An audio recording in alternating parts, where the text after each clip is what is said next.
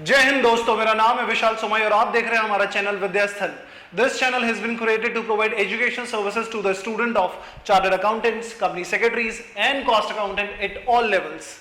आप अगर हमारे वीडियोस को पसंद करते हैं तो उनको लाइक करना मत भूलिएगा, कमेंट करेंगे तो हमको बहुत मोटिवेशन मिलेगा और ध्यान से सुनिएगा, सब्सक्राइब जरूर करिएगा, नोटिफिकेशन बेल बजा देंगे तो जब भी हम अगली वीडियो डालेंगे तो आपके फोन की घंटी बज जाएगी। Thank you so much for your love and support.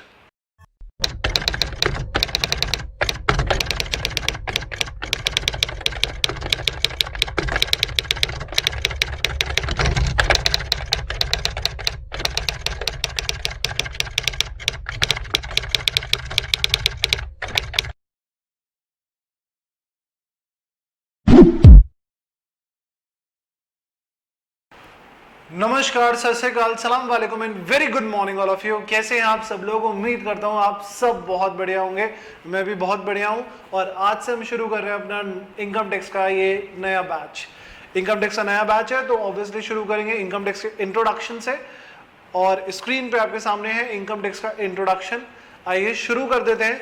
मैं अब ये बैच शुरू ऐसे कर रहा हूँ कि ये मान के चल रहा हूं कि आपको इनकम टैक्स में कुछ भी नहीं आता। मैं बिल्कुल जीरो लेवल से, बेस लेवल से शुरू कर रहा हूं। मेरे यहाँ पे रिक्वेस्ट है कि अगर कुछ बच्चों ने पहले से पढ़ा हुआ है और किसी भी फैकल्टी से पढ़ा हुआ है, रिस्पेक्ट ऑल द फैकल्टीज, किसी भी फैकल्टी से पढ़ा हुआ है तो बहुत अच्छी बात है, लेकिन अभी जब अपन यहाँ पर शुरू कर रहे हैं तो बिल्कुल जीरो लेवल से शुरू करेंगे।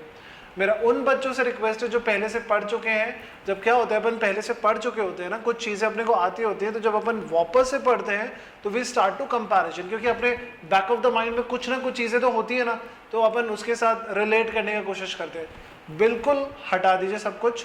जो बच्चे यहाँ पर नए बैठे हैं, बिल्कुल फर्स्ट टाइम पढ़ रहे हैं, उनके लिए तो ये जन्नत है।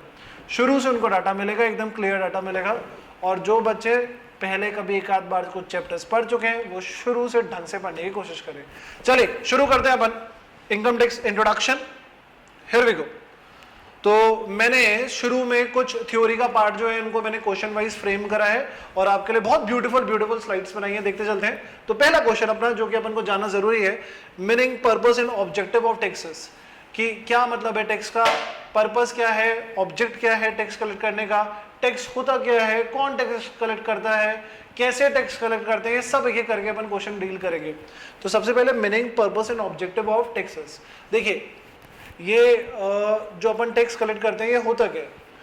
गवर्नमेंट ऑफ इंडिया, पहले क्या होता था, पहले राजा महाराजाओं का शहर हुआ करते थे, वहाँ पे राजा होती थी, उनकी प्रजा होती थी और इसी तरीके से चला जाता था। ये शुरू में होता था।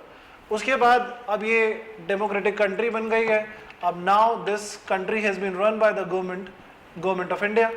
तो गवर्नमेंट ऑफ इंडिया क्या करती है, जब इसको पूरी कंट्री चलानी है, पूरा एडमिनिस्ट्रेशन देखना है, पूरा आप लोगों का सिक्योरिटी का ध्यान रखना है, आपको हर फैसिलिटी पहुंचानी है, प्रॉपर रोड्स होनी चाहिए, स्ट्रीट लाइट होनी चाहिए, पार्क्स होने चाहिए, स्कूल होने चाहिए, कॉलेजेस होने चाहिए, यूनिवर्सिटीज, अच्छे हॉस्पिटल, अच्छे क्लिनिक्स। तो ये सारी फैसिलिटी गवर्नमेंट अपनी पब्लिक को पहुंचाना चाहती है, पर पहुंचाए कैसे, उसके लिए फंड्स कहाँ से हैं। अब गवर्नमेंट खुद तो इतने ज़्यादा कमाती नहीं है, गवर्नमेंट एजेंसीज इतना ज़्यादा कुछ फंडिंग है नहीं उनकी कि ये पूरे की पूरी कंट्री को प्रॉपरली चला पाए। तो कंट्री कहती है कि हम ये अच्छे से चाहते हैं कि यहाँ के जो सिटीजन्स हैं वो फले फूले और आप बहुत अच्छे से कमाइए, लेकिन अगर आप हमारे साथ होंगे और हम आपके साथ होंगे तो हम दोनों साथ में अच्छे से फले फूलेंगे। तो आप जो भी कमा रहे हैं उसमें से अपने इनकम का कुछ हिस्सा गवर्नमेंट को दीजिए और गवर्नमेंट वो आपका पैसा रखेगी नहीं, वो जो आपने कुछ कंट्रीब्यूट करा अपना इनकम का कुछ हिस्सा, वो as a income tax government आप ही के लिए यूज करेगी और आप ही के लिए ये सारा सिक्योरिटी का अरेंजमेंट, इंफ्रास्ट्रक्चर का अरेंजमेंट, स्कूल कॉलेजेस का अरेंजमेंट करेगी। तो थोड़ा सा मैंने इसको डायग्राम बनाने का कोशिश करा है, बहुत सिंपल था, कुछ सच कुछ क्लासेस नहीं चल रहे हैं।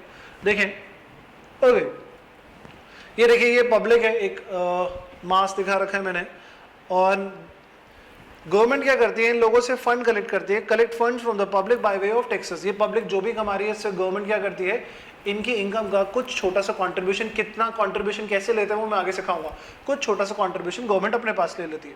अभी जो कंट्रीब्यूशन गवर्नमेंट अपने पास लिया, इस कंट्रीब्यूशन को गवर्नमेंट यूज करती है और आप लोगों को क्या प्रोवाइड करती है, in reciprocate government provide securities, infrastructure, law, administration etcetera. ठीक है, तो ये सब कुछ गवर्नमेंट आपके लिए मैनेज करती है। तो क्या समझ में आया अपने को ये समझ में आया। अगर अपन वापस से क्वेश्चन देखें कि meaning, purpose and objective of taxes are what, it is country is run by the government of India. To run the country, government needs fund and these funds are collected by the government from various sources. Country is run by the government of India. To run the country, government needs funds and these funds are collected by the government from various sources and one of the major source of revenue to the government is taxes. तो आपसे क्या लेती है, tax लेती है, ठीक है। तो क्यों लेती है टैक्स, क्योंकि अपने को ये कंट्री चलानी है, बेहतरीन तरीके से चलानी है। अब आपका ये डिबेट रहती है हमेशा कि जो हम ईमानदारी से टैक्स का पेमेंट करते हैं उसका प्रॉपर यूटिलाइजेशन होता है या नहीं होता है। कई बार ये डिबेट होती है, गवर्नमेंट बोलती है कि ईमानदारी से टैक्स का पेमेंट नहीं करते, उनके लिए कंपलसरी है, उनको देना ही है, पर वो देते नहीं है, चोरी करते हैं, स्केप करते हैं इनकम को। तो वो बातें अलग अलग बातें, उनके ऊपर कुछ पेनल्टी प्रोविजंस वगैरह हैं। अभी अपन आज पहली क्लास इनकम टैक्स की पॉजिटिव वे में देखते हैं क्या क्या चीजें होती हैं। Okay, so here we go. Now kind of taxes, कितने तरीके के टैक्स होते हैं, और आप लोगों ने सुना हुआ है कितने तरीके के टैक्स होते हैं। दो तरीके के टैक्स होते हैं, एक होता है डायरेक्ट टैक्स और दूसरा होता है इनडायरेक्ट टैक्स। डायरेक्ट टैक्स में अगर मैं नाम बोलूं तो एक होता है इनकम टैक्स, दूसरा होता है वेल्थ टैक्स, तीसरा होता है गिफ्ट टैक्स। लेकिन अब ये तो खत्म हो गए, अब सिर्फ एक रह गया है इनकम टैक्स। यानी कि आप जो भी इनकम अर्न करते हैं उस इनकम के ऊपर आपको टैक्स देना पड़ेगा। अब वो इनकम आप किस सोर्स से कर रहे हैं, क्या आप नौकरी कर रहे हैं, कि आपके पास कोई घर है उसको आपने किराए पे चढ़ा रखा है, आप बिजनेस करते हैं, या आपके पास कोई प्रॉपर्टी वगैरह पड़ी हुई है जिसको आपने बेचा और उससे कुछ कमा लिया, वो तरीका हम देखेंगे आगे जाके। तो यहाँ पर सिर्फ एक ही है डायरेक्ट टैक्स में, क्या, इनकम टैक्स। एक है पर बहुत भारी है, बहुत लेंदी है, ठीक है, पर अब डरने का जरूरत नहीं, अब अपन आ गए हैं। इनडायरेक्ट टैक्स, इनडायरेक्ट टैक्स कौन सी होती है आपकी, इनडायरेक्ट टैक्स जीएसटी, आपने नाम सुना ही है, goods and services tax, custom law, ठीक है। तो कोई भी गुड्स अगर आप बाहर से मंगवाते हैं, बाहर से इंपोर्ट करते हैं, और कोई भी गुड्स अगर बाहर एक्सपोर्ट करते हैं तो उसके ऊपर आपको कस्टम ड्यूटी देनी पड़ती है। पर कोई भी सर्विसेज, कोई भी गुड्स अगर आप इंडिया में ही मैन्युफैक्चर करते हैं, उसको सप्लाई करते हैं, सेल करते हैं, तो ये सब के ऊपर क्या लगता है, जीएसटी लगता है। यानी कि डोमेस्टिक के ऊपर तो क्या लगता है, डोमेस्टिक गुड्स के सप्लाई पे जीएसटी, लेकिन इंटरनेशनल गुड्स के इंपोर्ट और एक्सपोर्ट पे क्या लगता है, कस्टम, ठीक है। हाँ, इसके ये आपका गुड्स पे भी है और ये आपका सर्विसेज पे भी है। कस्टम आपका सिर्फ गुड्स के ऊपर बात करता है, ठीक है। अभी ब्रीफ दे रहा हूं, अभी आ रहा हूं एक एक करके, आपको डिटेल में लेके चलूंगा what is direct tax and what is indirect tax. फिलहाल हमारी क्लास डायरेक्ट टैक्स की है। अब देखते हैं डायरेक्ट टैक्स है क्या। Direct tax are paid by the person directly to the government of India. Direct tax क्या है, डायरेक्ट टैक्स जिसने कमाया है, सीधी बात, डायरेक्ट टैक्स जिसने कमाया है उसी को पे करना पड़ेगा।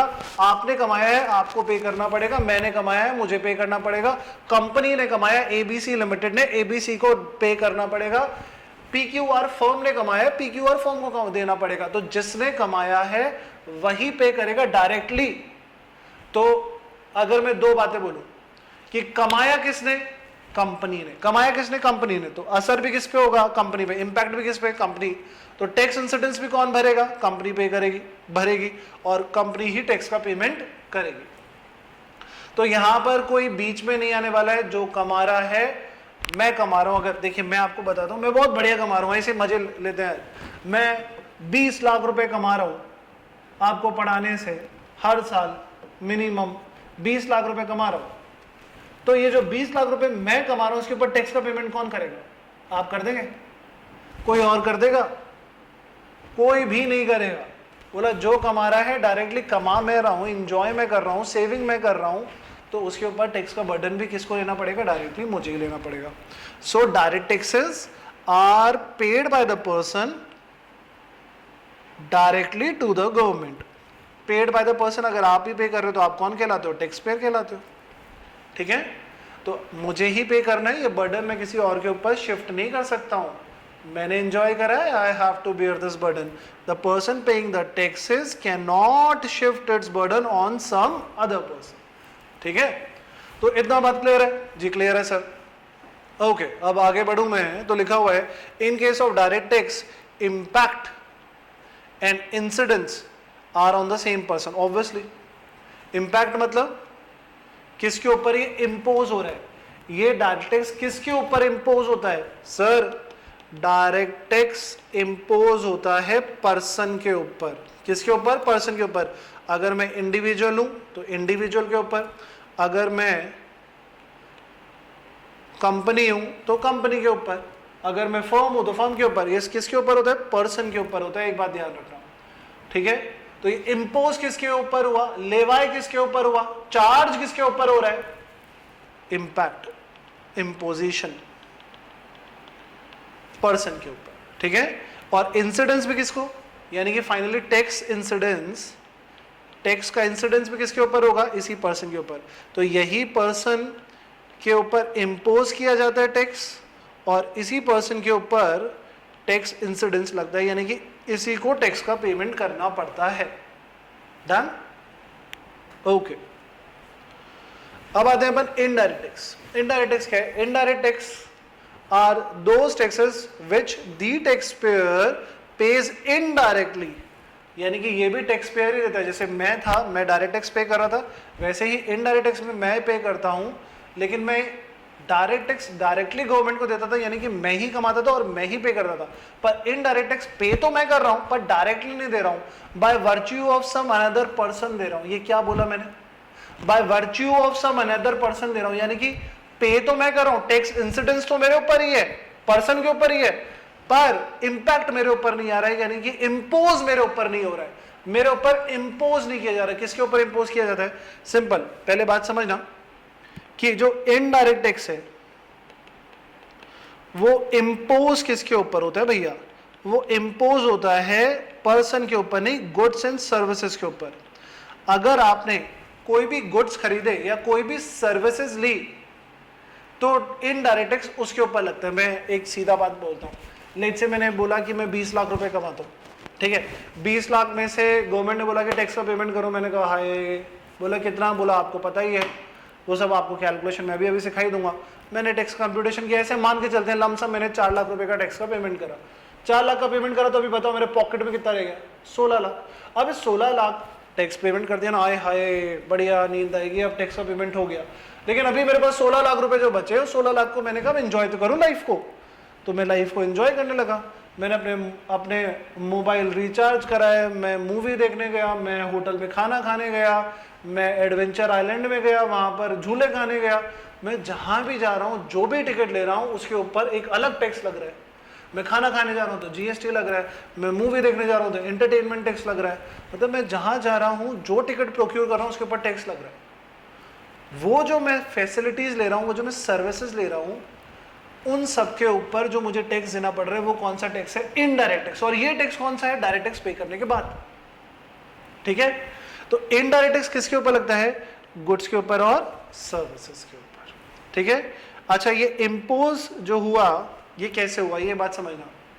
लेट्स से मैं आपको ये बताता हूं कि मैंने ये कैलकुलेटर खरीदा, ठीक है, ये कैलकुलेटर जो मैंने खरीदा, लेट्स से ये कैलकुलेटर खरीदा मैंने 500 रुपए का, ठीक है, हाँ ओरिजिनल है, 500 रुपए का कैलकुलेटर खरीदा। तो मैंने बोला भैया कितने का, बोला भैया 500 रुपए का कैलकुलेटर और 50 रुपए जीएसटी लगेगा इसके ऊपर। तो मैं गुड्स प्रोक्योर कर रहा हूँ ना, कर रहा हूँ गुड्स प्रोक्योर, तो यानी कि टोटल मेरे पॉकेट से कितना गया, 550 रुपए। अब मैंने कहा लो भैया, दुकानदार पे था, मैं दुकानदार के पास खड़ा था, मैंने कहा लो भैया 550 रुपीज और लाओ ये कैलकुलेटर मुझे दे दो, मेरे को बड़ी जरूरत पड़ती है कैलकुलेशन करते वक्त। उसने मुझे दे दिया 550 रुपए का। क्या ये 50 रुपए जो टैक्स थे, क्या ये डायरेक्टली मैंने पे तो करे ना, पर क्या ये 50 रुपए डायरेक्टली मैंने गवर्नमेंट को पे करे क्या, नहीं, क्योंकि गवर्नमेंट बोलती है कि ये जो गुड्स हैं और ये सर्विसेज हैं, ये करोड़ों लोग करोड़ों बार खरीदते हैं, इधर उधर उधर उधर हर चीज खरीदते रहते हैं, तो हम हर कस्टमर को पकड़ते नहीं रहेंगे, अरे उधर एक जना, हर दुकान पे गवर्नमेंट अपना एक आदमी नहीं बैठा सकती कि नहीं नहीं नहीं नहीं नहीं नहीं, ये जितने लोग खरीदेंगे उतनी बार उनसे टैक्स कलेक्ट करता रहे। तो गवर्नमेंट ने बोला ठीक है, हम इन कंज्यूमर को नहीं पकड़ने वाले, जो सप्लायर हैं, जो माल बेच रहे हैं, हम उनको पकड़ लेते हैं। बोला कि तू कम से कम डेली 100 कस्टमर को डील करता है, अब मैं 100 कस्टमर को पकड़ूं, इससे अच्छा तो मैं तेरे को ही पकड़ लेता हूं। भैया 100 कस्टमर को आप रोज माल बेचते हो, तो अपन उन 100 कस्टमर को कहाँ ढूंढते फिरेंगे? बेटर है किसको पकड़ ले? सप्लायर को। सप्लायर एक काम करना, तो जब भी गुड्स बेचेगा तो सामने वाले से टैक्स कलेक्ट कर लेना। टैक्स गवर्नमेंट का है, किसका है? गवर्नमेंट का है। टैक्स कलेक्ट कर लेना, अपने पास रख लेना। क्यों टैक्स कलेक्ट करना? क्योंकि वो तुझसे गुड्स लेके गया। इनडायरेक्ट टैक्स किस पे लगता है? गुड्स के ऊपर। वो टैक्स तू कलेक्ट करके अपने पास रखता जा। वो तेरा पैसा नहीं है, तूने अपना प्रॉफिट अपने गुड्स में कमा लिया है। वो टैक्स अपने पास रखता जा, और जैसे ही वो सारे लोगों से तो टैक्स कलेक्ट करे, रोज रोज नहीं, पूरे महीने बेचता रहे। पूरे महीने के बाद जब टोटल टैक्स तो कलेक्ट कर ले, तो वो गवर्नमेंट को जमा करा देना। तो यानी कि टैक्स तो बेचारे कस्टमर ही पे कर रहे हैं जो माल खरीद रहे हैं, पर क्या वो डायरेक्टली गवर्नमेंट को जमा करा रहे हैं? नहीं, वो तो दुकानदार के पास जमा करा के चले जा रहे हैं, और दुकानदार सबसे कलेक्ट करके किसको जमा करा देना है? गवर्नमेंट को। तो इनडायरेक्ट टैक्स में पे तो अपने को करना पड़ता है, पर डायरेक्टली नहीं देते अपन गवर्नमेंट को। कैसे देते हैं? इनडायरेक्टली देते हैं। यानी कि बीच में कौन है? सप्लायर है। बीच में कौन है? वो रजिस्टर्ड पर्सन है जो गवर्नमेंट ने रजिस्टर करे हैं, जो गुड्स और सर्विसेज देते हैं, और वो गवर्नमेंट के पास रजिस्टर्ड है। तो यानी कि indirect taxes are those taxes which the taxpayer pay indirectly through registered person. The person paying the tax can recover it from another person. देखो कितनी अच्छी बात बोली। इम्पोज होता है गुड्स या सर्विस पे, तो ये इसका इम्पैक्ट किस पे आया सर? इसका इम्पैक्ट तो आया सप्लायर पे, क्योंकि वो टैक्स कलेक्ट कर लेता है। और सर इसका टैक्स इंसिडेंस तो भैया कस्टमर पे ही आएगा ना, उसी ने टैक्स का पेमेंट करा है। So the person paying the tax, कौन टैक्स पे कर रहा है? ये सप्लायर पे कर रहा है। मतलब पे नहीं कर रहा है, इसने कलेक्ट करा है कस्टमर से और गवर्नमेंट को पे कर रहा है। So the person paying the tax to the government भैया, after collection from the customer, paying the tax can recover it, अपनी जेब से तो देगा नहीं, can recover it from another person. Another person कौन? ये कस्टमर। ठीक है, तो यहां पर तो डायरेक्ट टैक्स में तो देखा जाए तो यही पर्सन कमाता है, इसी के ऊपर इंपोज होता है और इसी को टैक्स का पेमेंट करना पड़ता है। लेकिन इनडायरेक्ट टैक्स में बोला गया देयरफॉर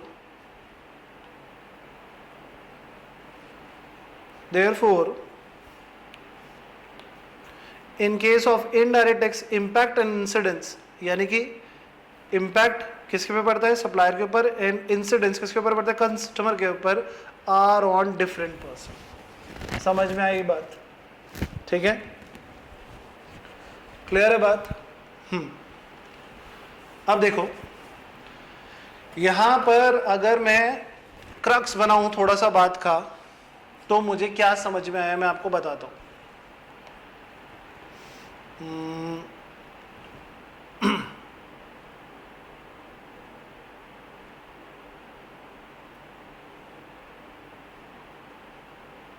ले लेते हैं, एक टेबल ले लेते हैं सर।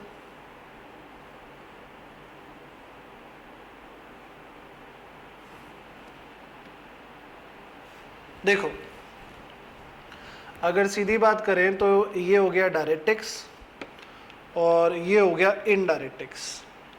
अब देखो डायरेक्ट टैक्स में क्या है? डायरेक्ट टैक्स में है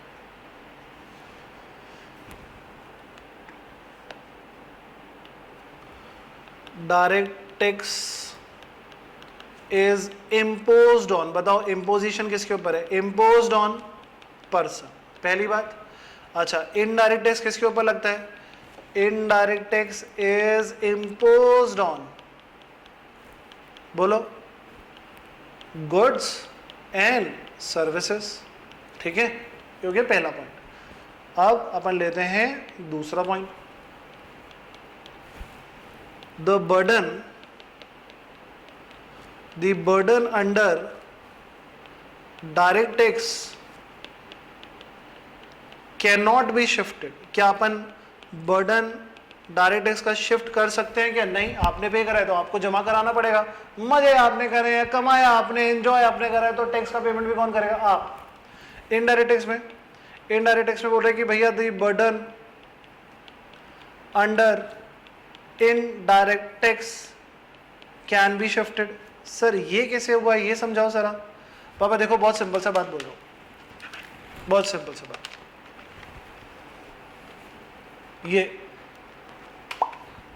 ये मैंने कैलकुलेटर खरीदा, कितने खरीदा?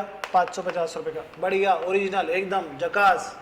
500 रुपये का उसने बोला था वैल्यू है, और उसके ऊपर इसने 50 रुपये टैक्स चार्ज करा था जीएसटी। तो मेरे पॉकेट से कितना गया? 550 का।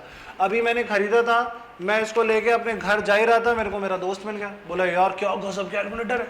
मैंने कहा वो तो है। बोला कितने का है? मैंने कहा कमा लेता हूँ। मैंने कहा 650 रुपये का, 650 बस। बोला बस 650 मेरे को दे दे। मैंने कहा ले ले, मैं दूसरा ले लूंगा। तो मैंने उसको 650 का बेच दिया। बताओ मैंने कितना कमाया? बताओ मेरा प्रॉफिट कितना है? तुम बोल रहे हो कि सर आपको प्रॉफिट हुआ 100 रुपए का, बोल रहे हो ना? तो तुमने ये जो बात बोली वो किस बेसिस पे बोली? तुमने इस बेसिस पे बोली, तुमने बोला कि सर ये आपने जो 650 कमाए ना, ये इसमें से 500 रुपये तो इसकी वैल्यू थी। हाँ जी बिल्कुल थी। सर इसमें ये 50 रुपये तो इसका टैक्स था जो जीएसटी आप पे करके आए थे। हाँ जी था। और सर 100 रुपये आपने प्रॉफिट कमाया। हाँ, तो सर ऐसे करके आपने 650 बना लिए। तो बाबा जब मैंने ये गुड्स उसको आगे ट्रांसफर करे 650 रुपये में, तो इस पे लगा हुआ 50 रुपये जो टैक्स था वो भी तो आगे ट्रांसफर हो गया ना? तो यानी कि जितनी बार ये गुड्स मूव करते हैं उतनी बार उस पे लगा हुआ टैक्स भी क्या करता है? मूव करता जाता है। यानी कि इस पे जो टैक्स का बर्डन है वो भी ट्रांसफर होता जाता है। ठीक है? So the burden under indirect tax can be shifted because until unless the goods will move, the burden will move with the goods। ठीक है? तो ये अपने को बात समझ में आ गई। अब इसको हटा देते हैं।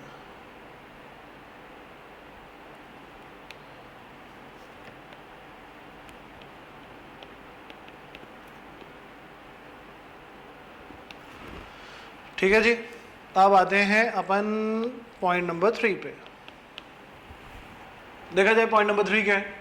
पॉइंट नंबर 3 इज कि इसका इम्पैक्ट पड़ता है पर्सन पे जिसने कमाया, और टैक्स इंसिडेंस यानी जमा भी कौन कराएगा? जी सर, पर्सन जमा कराएगा। बिल्कुल सर, पर्सन जमा कराएगा। ठीक है? तो ये बात तो आपको क्लियर हो गई सर। अब यहाँ पर सर, यहाँ पर इम्पोज तो गुड्स और सर्विसेज पे हुए, पर ये इम्पैक्ट जो पड़ता है ना इसका, वो पड़ता है रजिस्टर्ड पर्सन पे, यानी कि जो सप्लायर होता है उसके पास टैक्स का कलेक्शन होता है। मैंने कैलकुलेटर खरीदा था तो जाके दुकानदार को ही दे दिया था ना पेमेंट, पर टैक्स इंसिडेंस कौन पे करता है? सर वही आप ही, पर्सन, कस्टमर। समझ में आया? ये वाला पॉइंट समझ में आया? देखो इधर देखो, ये सप्लायर है, ये बायर है।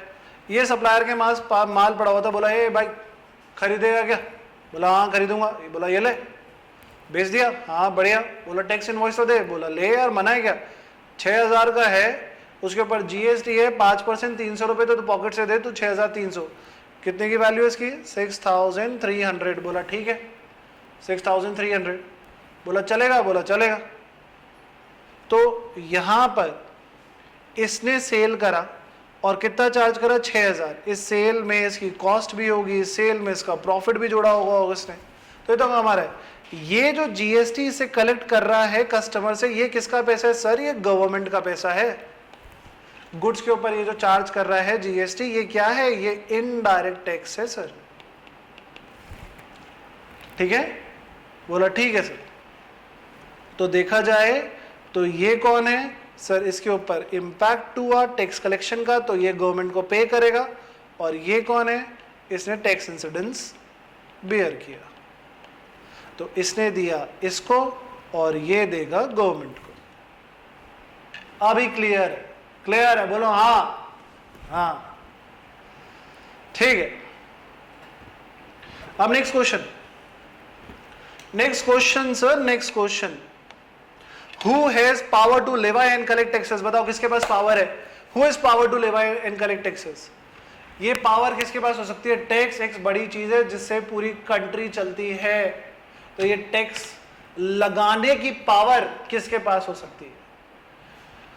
तो बोला गया टैक्स लगाने की पावर किसके पास होगी, तो बोला कि जी भैया constitution of India is the parent law.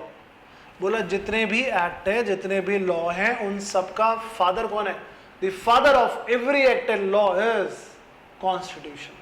Constitution सबका बाप है, तो इसीलिए बोला जाता है constitution of India is the parent law. Her act में कुछ ना कुछ सेक्शन, सब सेक्शन, क्लॉजेस वगैरह सब होते हैं, पर कॉन्स्टिट्यूशन में आर्टिकल्स होते हैं, ठीक है। तो it is a parent of all the laws. Any law can be made provided it is within the scope of constitution of India. तो कोई भी एक्ट बनाया जाएगा तो वो कॉन्स्टिट्यूशन की देखरेख में ही बनाया जाएगा, उसी के रखरखाव में बनाया जाएगा। तो कॉन्स्टिट्यूशन ही बता पाएगा, जो सबका बाप है, is the parent of all law, constitution ही बता पाएगा कि टैक्स लगाने की, लेवाए लगाने की पावर किसके पास है और कलेक्ट करने की पावर किसके पास है। तो कॉन्स्टिट्यूशन क्या बोलता है, चलिए देखें। कॉन्स्टिट्यूशन बोलता है as per article 265 no taxes shall be levied और collected except by the authority of law. कोई भी टैक्स नहीं लगा सकता सिवाय हमारे अथॉरिटी ऑफ लॉ के, यानी कि सिर्फ और सिर्फ government has the power to levy and collect taxes.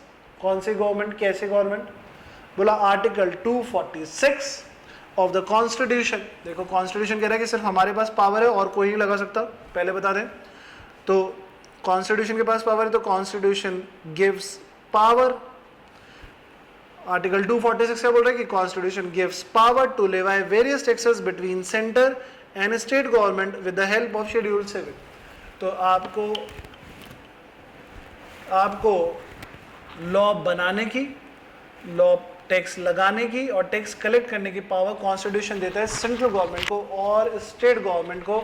और इसको समझना है तो आप समझिए with the help of schedule 7, between central and state government with the help of schedule 7। चलिए देखते हैं। तो अपन ने पढ़ा आर्टिकल 265 क्या कह रहा है कि कोई भी टैक्स नहीं लगा सकता सिवाय हमारे, कॉन्स्टिट्यूशन बताएगा हमारे, मतलब 246 बता रहा है कि हमारा मतलब कि स्टेट गवर्नमेंट और सेंट्रल गवर्नमेंट लगा सकते हैं। कैसे लगा सकते हैं, वो शेड्यूल 7 में मेंशन है। शेड्यूल 7 कह रहा है, schedule 7 govern power to collect taxes with the help of 3 list. देखिए इसने 3 लिस्ट बना रखी है शेड्यूल 7 ने, लिस्ट 1, लिस्ट 2 और list 3।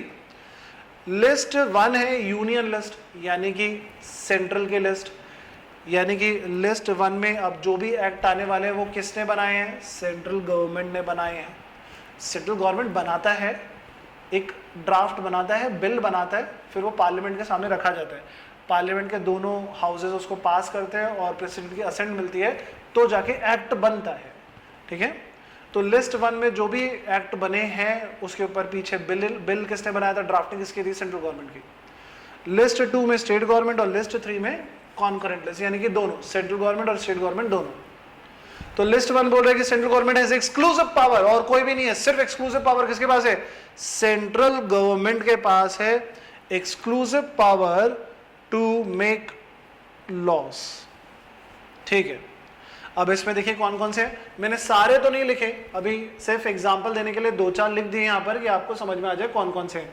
Like entry number 82 tax on income, यानी कि अपन तो इनकम टैक्स ही पढ़ रहे हैं, तो इनकम के ऊपर टैक्स लगाने का लॉ किसने बनाया, यानी इनकम टैक्स लॉ किसने बनाया, सेंट्रल गवर्नमेंट ने। एक्सेप्ट एग्रीकल्चर इनकम, बोला भैया ये कृषि प्रधान देश है, भारत में हो आप, इंडिया में, यहाँ की आज भी 70% जनता गाँव में बसती है, तो बोला कि एग्रीकल्चर इनकम के ऊपर टैक्स नहीं लगाएंगे।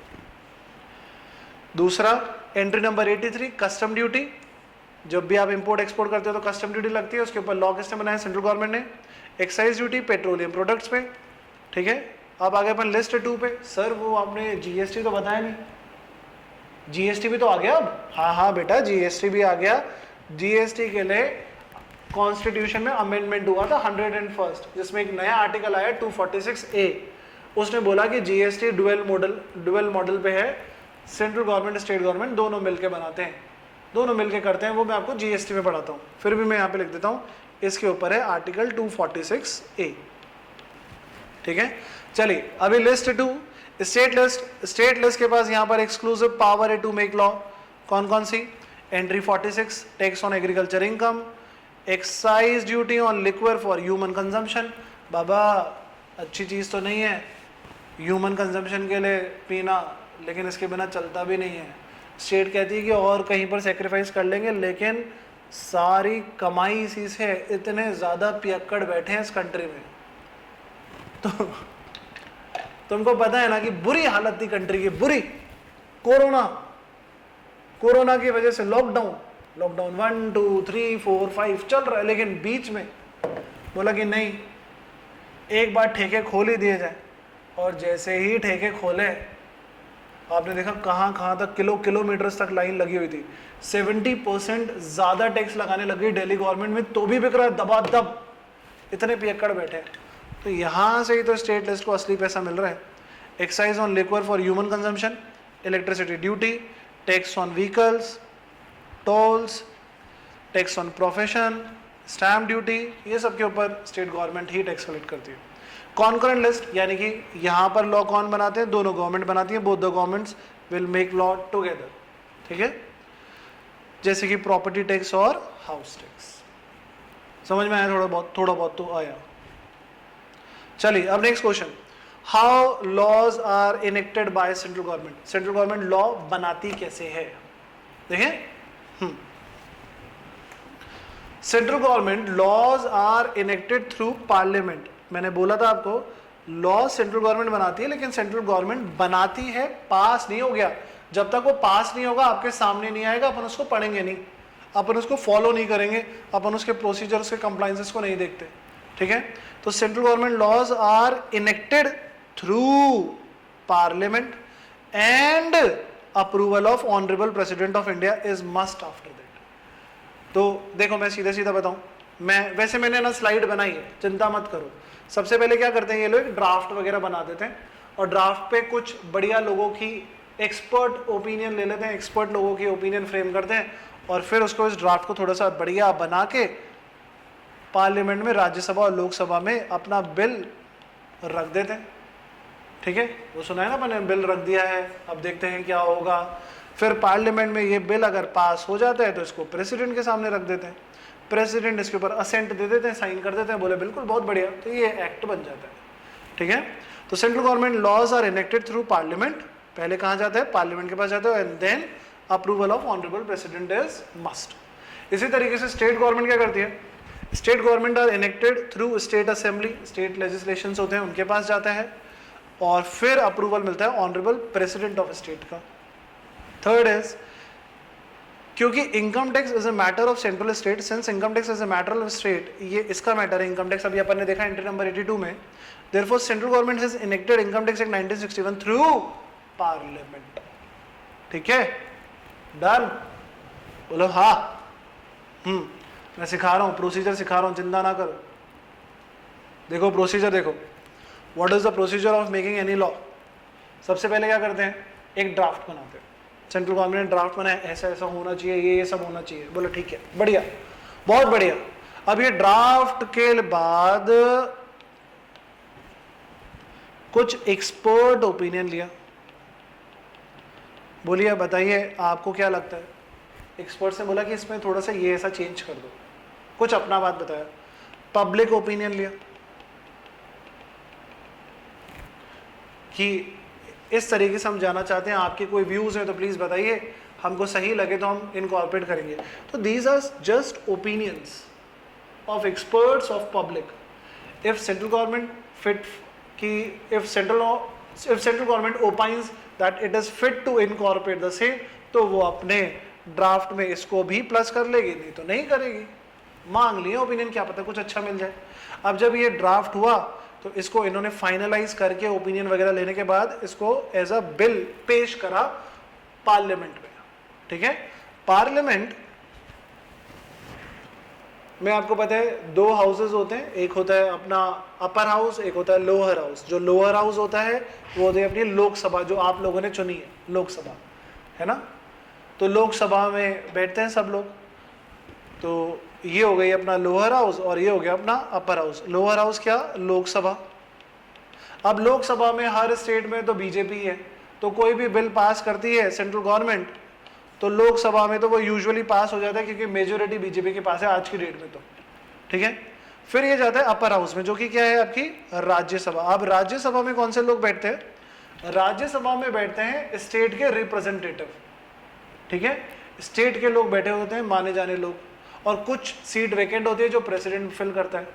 तो यहाँ पर भी जाता है, कहीं ऐसा ना हो कि आपने मेजोरिटी से जीत लिया, राज्यसभा में भी जाता है जहाँ पे स्टेट के अलग अलग रिप्रेजेंटेटिव्स बैठे हैं।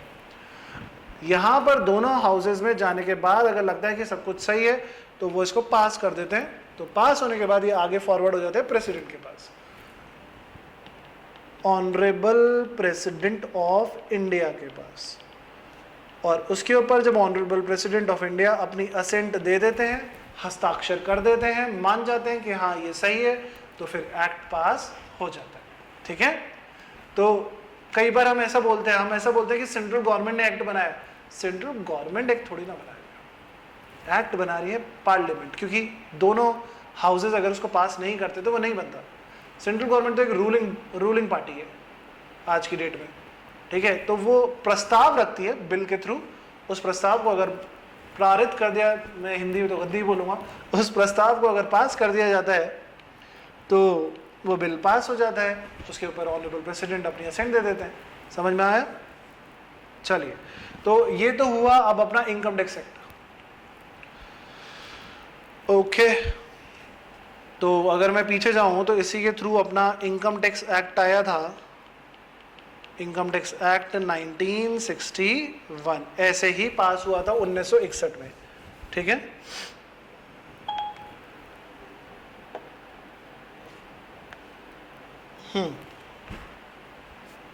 चलिए, अब जब अपने इनकम टैक्स एक्ट बना लिया तो अब बच्चों का क्वेश्चन होता है कि सर ये अमेंडमेंट वगैरह इसमें आते रहते हैं अलग अलग टाइम टू टाइम, हर साल फाइनेंस एक्ट आता है, ये क्या होता है फाइनेंस एक्ट पता नहीं, फिर उसमें से कुछ होता है, फिर वो अमेंडमेंट आ जाता है, फिर हम अमेंडमेंट पढ़ते रहते हैं, सर पता नहीं क्या है। पहले सिंपल रखो, जो इनकम टैक्स एक्ट 1961 बना है ना, आप आज इनकम टैक्स पढ़ रहे हो ना, मुझसे पढ़ रहे हो ना, अब जिंदगी भर में आपको बोल रहा हूँ, आपको इनकम टैक्स दोबारा पढ़ने की जरूरत नहीं है। इनकम टैक्स कभी नहीं बदलता। ये तो डराने वाली बातें हैं कि सब कुछ बदल गया, आ जाओ आ जाओ। अरे बाबा, सब कुछ तो अभी इनडायरेक्ट टैक्स में 2017 में बदला था कि सारे एक्ट ही खत्म होकर जीएसटी आ गया था, तो it was all together a new act, और वो तो है ही, वो नया एक्ट है, तो सब कुछ बदल गया था, तो वो हमने देखा था। लेकिन इनकम टैक्स एक्ट में कुछ नहीं है, वो हर साल कुछ फाइनेंस बजट आते हैं, बजट पास होता है, उस बजट को फाइनेंस एक्ट बना के आपके समक्ष रखा जाता है, और उसका अमेंडमेंट जब वो फाइनल हो जाता है तो वो आपके इनकम टैक्स एक्ट में इनकॉर्पोरेट कर दिया जाता है। तो कहने की बात ये है कि ये 1961 में आपका एक्ट बन गया, और आज आप 2020 में खड़े हो, तो ये इतने साल जो बीच में आपने निकाले, ये लेट से 62 में फाइनेंस बजट आया, फाइनेंस बजट अप्रूव हुआ, एक्ट बना, उसमें जो चेंजेस आए वो इसमें डाल दिए, इसी तरीके से अगले साल जो चेंजेस आए वो इसमें डाल दिए, अगले साल जो चेंजेस आए वो इसमें डाल दिए।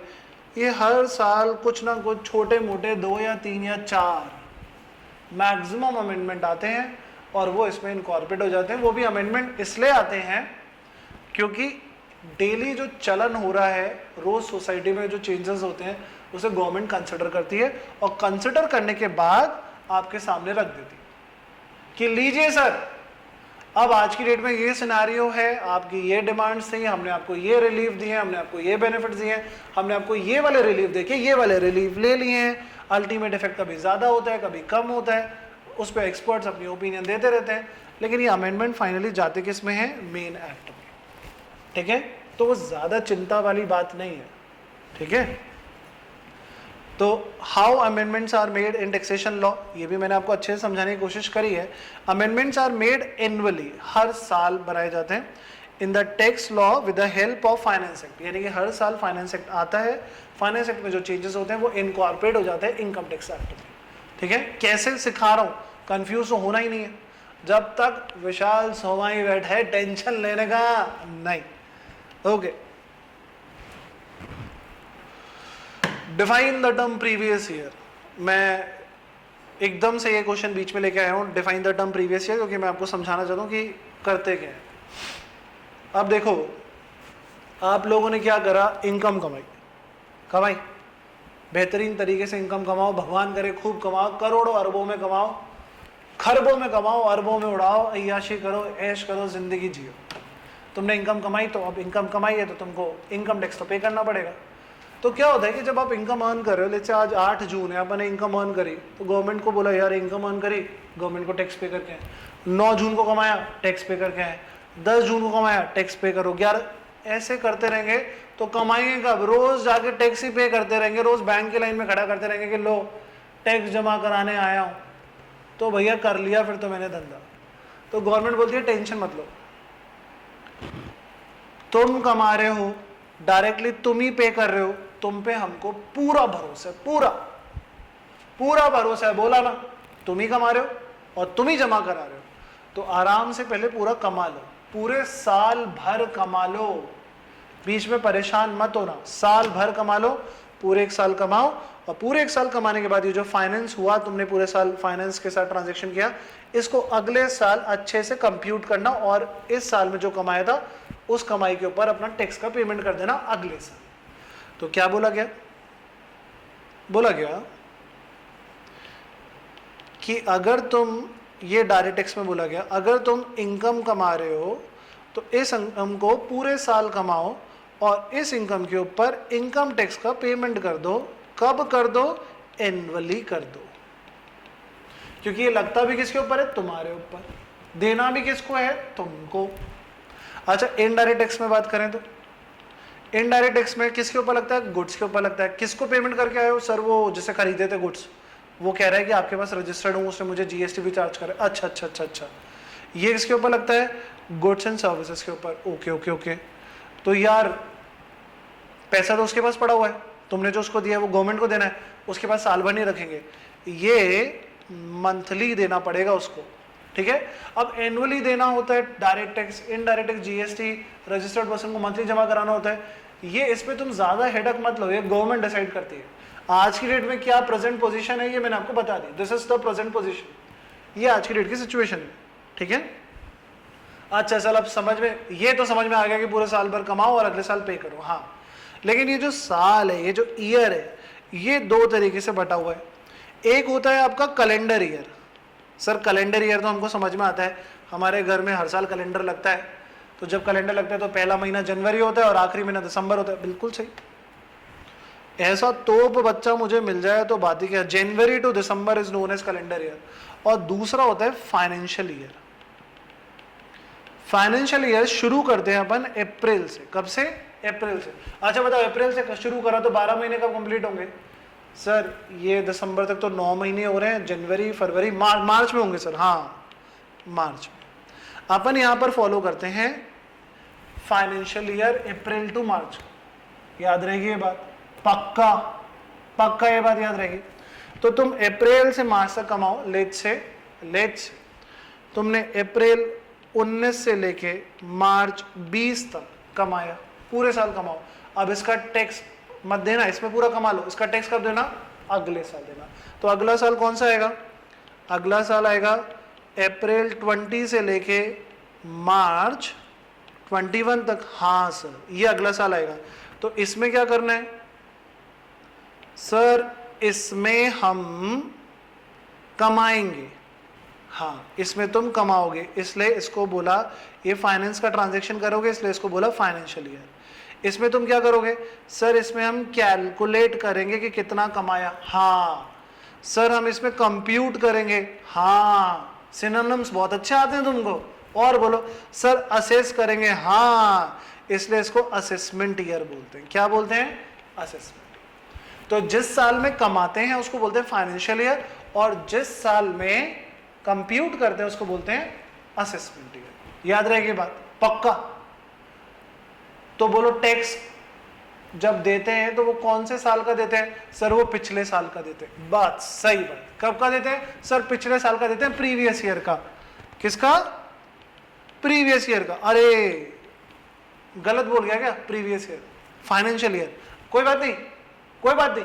फाइनेंशियल ईयर वही, प्रीवियस ईयर वही। प्रीवियस ईयर में तो फाइनेंस का ट्रांजैक्शन हुए थे, so previous year and financial year is both of the one of the same thing. तो financial year and previous year both are one of the same thing, ठीक है, tension लेने का नहीं। अच्छा ये जो टैक्स जो जमा कराते हो तुम, ये कब जमा कराते हो? सर इस साल जमा कराएंगे, जो पिछले साल कमाया ना वो इस साल जमा कराएंगे, इस भी करंट ईयर में, असेसमेंट ईयर में। अरे कोई बात नहीं, करंट ईयर और assessment year is one of the same thing. अब आप इसको करंट ईयर बोलो या असेसमेंट ईयर बोलो, एक ही बात है, लोड लेने का नहीं। समझ में आ गया? सो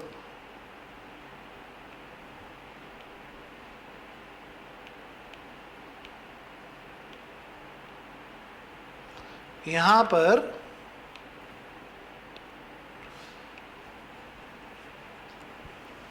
मैंने डिफाइन करा है, मतलब आपके सामने रखा है कि देखिए प्रीवियस ईयर क्या होता है, define the term previous year as per section 234 read with section 3 of the act, the term previous year means the financial immediately preceding the assessment year. Example,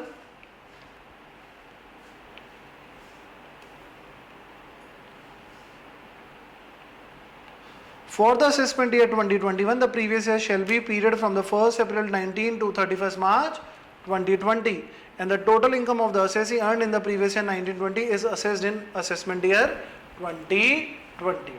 ठीक है, चलिए अब अपन देखते हैं आगे क्या है नेक्स्ट क्वेश्चन। हाँ, what is finance act? Finance act क्या है? सर आप कह रहे हो कि फाइनेंस एक्ट आता है और फाइनेंस एक्ट फिर बाद में इनकम टैक्स एक्ट में जाके इनकॉर्पोरेट हो जाते हैं, तो सर ये फाइनेंस एक्ट क्या है ये बताओ पहले तो आप। देखो बेटा, फाइनेंस एक्ट क्या होता है कि हर साल, प्रीवियस ईयर पता लग गया ना, तो ये जो साल होता है ना तुम्हारा, देखो 1 अप्रैल 2019 से लेके 31 मार्च 2020 तुम्हारा प्रीवियस ईयर हुआ, तो तुम्हारा असेसमेंट ईयर क्या हुआ? 1 अप्रैल 2020 से लेके 31 मार्च 2021, है ना। तो इसके लिए पिछले साल बजट आ गया था, फाइनेंस एक्ट 2019 आ गया था, तो हमने कैसे कैलकुलेशन करनी है वो हम सब कर रहे थे। अब अगले साल के लिए बजट पहले ही आना होता है, ठीक है।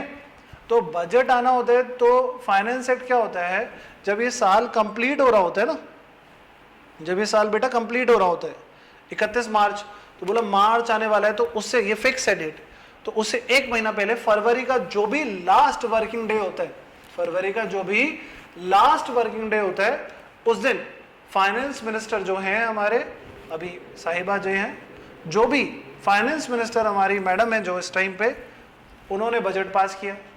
तो every year budget is presented before the parliament by the finance minister on the last working day of the February every year। ठीक है, तो फेब्रुवरी जो होता है हर साल का, उसका जो लास्ट वर्किंग डे होता है उस दिन, ठीक है, ये बजट पास होता है। पास नहीं होता है, बजट रखा जाता है पार्लियामेंट के सामने, पार्लियामेंट को सही लगा तो इस बजट को पास कर देंगे, बजट को पास कर दिया तो budget will become finance act, finance act बन गया। बजट रखा किसके सामने? पार्लियामेंट के सामने। पार्लियामेंट ने बोला बहुत खूब, बहुत बढ़िया, पार्लियामेंट को ने इसको पास कर दिया बजट को, तो ये बन गया फाइनेंस एक्ट। फाइनेंस एक्ट बन गया तो इसको ऐड कर दिया एज अमेंडमेंट, किसमें? इनकम टैक्स एक्ट में। अब तो आ गया, बोलो हाँ, अब तो आ गया सर हमको। Budget contain finance bill which proposes amendment sought by the central government in the area of direct as well as indirect tax. When finance bill is approved by both the houses of the parliament, Rajya Sabha and Lok Sabha, and receive assent of the President of India, it become finance act. It become finance act. ठीक है बच्चों? अब देखो finance act में ना ये बताने का जरूरत नहीं था, पर प्रॉब्लम है मेरे साथ, मैं जाता हूँ ना तो थोड़ा सा डिटेल में चला ही जाता हूँ। एनीवे अभी देख लेते हैं इस टाइम पे, तो अभी तो थोड़ा सा ये सब पैनिक सा लगेगा, लेकिन कोई बात नहीं, आगे बोलोगे अच्छा हुआ सर ने बता दिया था। जो पहला शेड्यूल होता है फाइनेंस एक्ट का, उसके 4 पार्ट होते हैं, पार्ट 1, 2, 3, 4। पार्ट 1 में क्या होता है देखें, specify rules of the income tax for income chargeable to tax for new assessment year. तो जो भी नया असेसमेंट ईयर है उसमें क्या नए रूल्स आएंगे वो बताता है पार्ट 1। पार्ट 2 क्या बताता है? पार्ट 2 बताता है बेटा कि अभी मैं आगे बताऊंगा, जब भी किसी की इनकम होती है, तो लेट्स से मैंने किसी को नौकरी पे रखा हुआ, मैंने नौकरी पे रखा हुआ मैंने, है ना, तो मैं जब अपने एम्प्लॉयज़ को पेमेंट कर रहा हूँ, या जो मेरे यहाँ पे प्रोफेशनल्स आते हैं अपनी सर्विसेज देते हैं, उनको जब हम पेमेंट करते हैं, तो जब हम उनको पेमेंट करते हैं तो वो उनकी इनकम हुई ना, उनकी इनकम हुई ना, तो वो लोग अपनी इनकम के ऊपर टैक्स का पेमेंट करेंगे, तो गवर्नमेंट बोलती है वो तो करते रहेंगे, हम आपके ऊपर ऑब्लिगेशन बना रहे हैं कि आप उनको वैसे ही टीडीएस काट के दो, टैक्स काट के दो। सर क्या रेट से काटूं मैं? बोला उनकी इनकम हो रही है लेट से जो भी हो रही है ना, तुम 10% टीडीएस काट लो। सर मैं काट लूं? हाँ। बोला तुम काट लो, बाद में वो जब अपना टैक्स का पेमेंट करते रहेंगे तो बोलेंगे पहले ही इतना तो प्रतिशत टीडीएस कट गया था, वो बाद में एडजस्ट होता रहेगा। बोला ठीक है सर, आप बोल रहे हो, मेरे ऊपर ऑब्लिगेशन डाल रहे हो, मैं पेयर हूं, वो पेई है, मैं पेयर हूं, मैं टीडीएस काट दूंगा, आप बताओ सर क्या रेट से टीडीएस काटूं? तो बोला कि बेटा पार्ट 2 फाइनेंस एक्ट का बताता है टीडीएस रेट नए फाइनेंशियल ईयर के क्या रहेंगे, ठीक है। पार्ट 3 बताता है advance tax for the new financial year क्या रहेगा। सर ये एडवांस टैक्स क्या होता है? अब देखो, तुम कमा रहे हो 1920 में,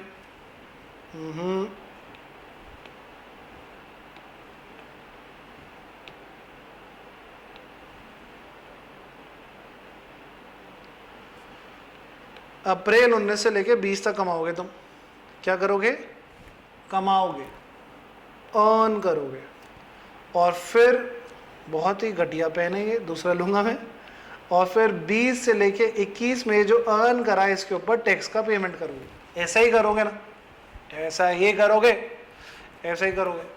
तो गवर्नमेंट बोल रही है कि ये 20-21 में तो हमारे पास टैक्स आ गया, लेकिन ये 19-20 में तो हम वेले बैठे रहे, हमारे पास कुछ भी पैसा नहीं है, हम चलेंगे कैसे इस साल में? कैसे चलेंगे इस साल में? तो बोला कि सुनो, हम कुछ लोगों के लिए ना प्रोविजन बना रहे हैं कि ये कंडीशन पूरी होती है तो उनको इसी साल में टैक्स का पेमेंट करना पड़ेगा। बोला सर ऐसे कैसे? अभी तो बात हुई थी कि अगले साल पेमेंट करना है, और अगले साल पेमेंट करना है, यही प्रोविजन है, यही तरीका है, उसको आप पहले ही ले रहे हो। बोला पहले ले रहे हैं तभी तो इसको क्या बोल रहे हैं? Advance tax.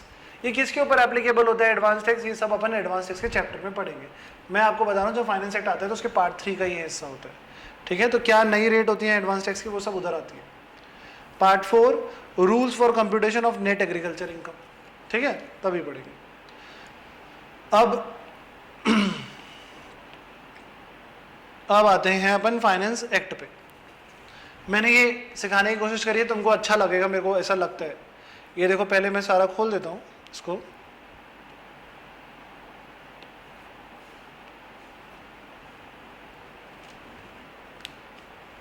देखो ये पता होना चाहिए मेरे बच्चों को, तो खास करके मेरे बच्चों को तो पता होना चाहिए। अगर ये फाइनेंस एक्ट आया है 2018 में, फाइनेंस एक्ट कब आया? 2018 में। कोशिश करना मेरे बच्चों डेट बोलने का। सर ये आया होगा फरवरी के लास्ट वर्किंग डे में 2018 में। हाँ सही बोल रहे हो। तो ये एप्लीकेबल होता है 18-19 के प्रीवियस ईयर। इसका असेसमेंट ईयर क्या होता है? 19-20। फाइनेंस एक्ट 2019 है तो उसका प्रीवियस ईयर क्या है? 19-20। असेसमेंट ईयर क्या है? 20-21। फाइनेंस ईयर 2020 आया है, अभी आया ना। कब आया? ये आया अभी फरवरी 2020 में, लास्ट वर्किंग डे में। इसका प्रीवियस ईयर क्या होगा? 2021। और इसका असेसमेंट ईयर क्या होगा? 2021 टू 2022, ठीक है। पर ये अभी अपना क्या फाइनेंशियल ईयर है? अपना फाइनेंशियल ईयर ये है 19-20, और असेसमेंट ईयर है 20-21, यानी कि we are following finance act 2019, ठीक है। तो अपने लिए तो दिस इज वेरी इंपॉर्टेंट। अगले साल में क्या होना है वो इस बार आ चुका है, हम लोग तो पढ़ चुके हैं, आपको अभी नहीं पढ़ाएंगे। आपके अभी दिसंबर एग्जाम तक, नवंबर दिसंबर एग्जाम तक ये फाइनेंस एक्ट एप्लीकेबल है 2019, अगले साल से पढ़ाएंगे, ठीक है बच्चों। चलो अब सबसे इंपॉर्टेंट सेक्शन 3 था आपका। देखो मैं बताता हूँ सेक्शन 1 क्या होता है, लोग छोड़ देते हैं, इसलिए जनरल में भी जल्दी जल्दी पे करा रहा हूँ। सेक्शन 1 क्या होता है? Section 1 is title. सेक्शन 1 बोलता है इनकम टैक्स एक्ट का, this is income tax act 1961 applicable to whole of India including Jammu and Kashmir. Section 2 में आपको पता है डेफिनेशंस होती है जो मैं आपके साथ धीरे धीरे डिस्कस करता रहूंगा। सेक्शन 3 प्रीवियस ईयर रूल, अपना प्रीवियस ईयर क्या है मैंने आपको बता दिया, ठीक है। Now section 4 is charging section, income tax का चार्जिंग सेक्शन है ये आपको सारी कंडीशंस बताएगा कि ये कंडीशंस पूरी होनी चाहिए इनकम टैक्स लगने के लिए। कुछ भी भूल जाना मेरे बच्चे, सेक्शन 4 मत भूल जाना। तो चार्ज ऑफ इनकम टैक्स सबसे पहले क्या बोल रहा है, income tax is charge for every assessment year. जी बिल्कुल, हर असेसमेंट ईयर में इनकम टैक्स चार्ज होता है, पिछले साल का फाइनेंशियल ईयर का। It is charge on every person, person में कौन कौन आते हैं सर, सेक्शन 231 में मैं आपको अगली क्लास में पढ़ाऊंगा पर्सन की डेफिनेशन। जब मैं रेसिडेंशियल स्टेटस पढ़ाता हूं तो मैं पर्सन जरूर पढ़ाता हूं, ठीक है।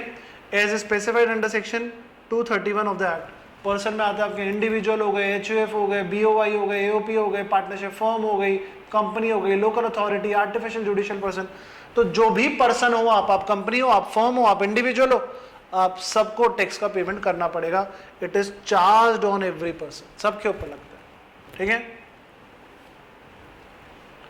It is charge on the total income earned bye the person during the previous year. Sir ये टोटल इनकम कैसे निकालते हैं सर?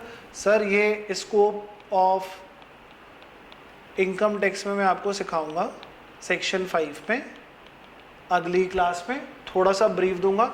जब पूरे हेड पढ़ लोगे तो ढंग से टोटल इनकम निकालना सीख जाओगे, ठीक है।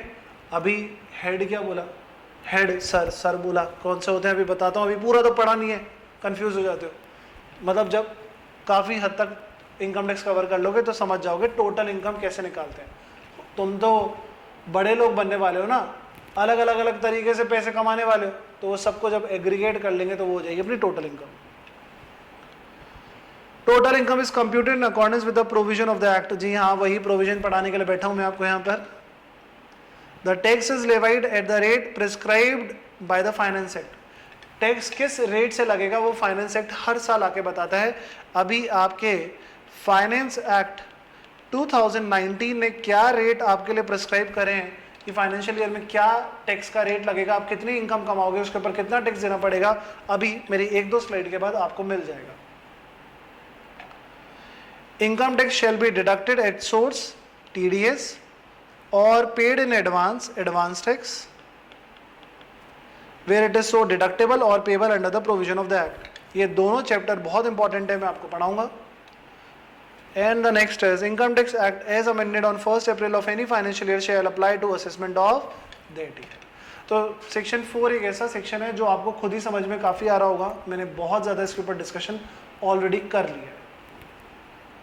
ओके, तो अब अपना नेक्स्ट टॉपिक है heads of income. Heads of income अपने को डिफाइन है सेक्शन 14 में। सेक्शन 14 में बताता है कि आपकी कौन कौन सी इनकम्स है, ठीक है। तो गवर्नमेंट ने क्या करा, जब ये लॉ बनाया था तो उस टाइम पे आपकी जो इनकम्स है उन्होंने कैटेगराइज करने की कोशिश करी। उन्होंने देखा कि ये जो इनकम्स आपको हो रही हैं, ये कोई किसी तरीके से कमा रहा है, कोई जॉब कर रहा है वैसे कमा रहा है, कोई बिजनेस कर रहा है वो वैसे कमा रहा है। तो हर किसी का अपना तरीका था। आप भी कल को जब ये कोर्स कंप्लीट कर लोगे तो हो सकता है कि कोई जॉब करे, हो सकता है कोई प्रैक्टिस करे, ठीक है। हो सकता है किसी के पास बैठे बैठे इतने दौलत हो, इतनी प्रॉपर्टी हो कि वो बैठे बैठे कमाता रहे। किसी के पास वैसे ही इतने सारे घर थे तो वो से हाउस प्रॉपर्टी का रेंट आप कमा सकते हो। तो देयर आर वेरियस सोर्सेज कि आप कैसे कमाते हो।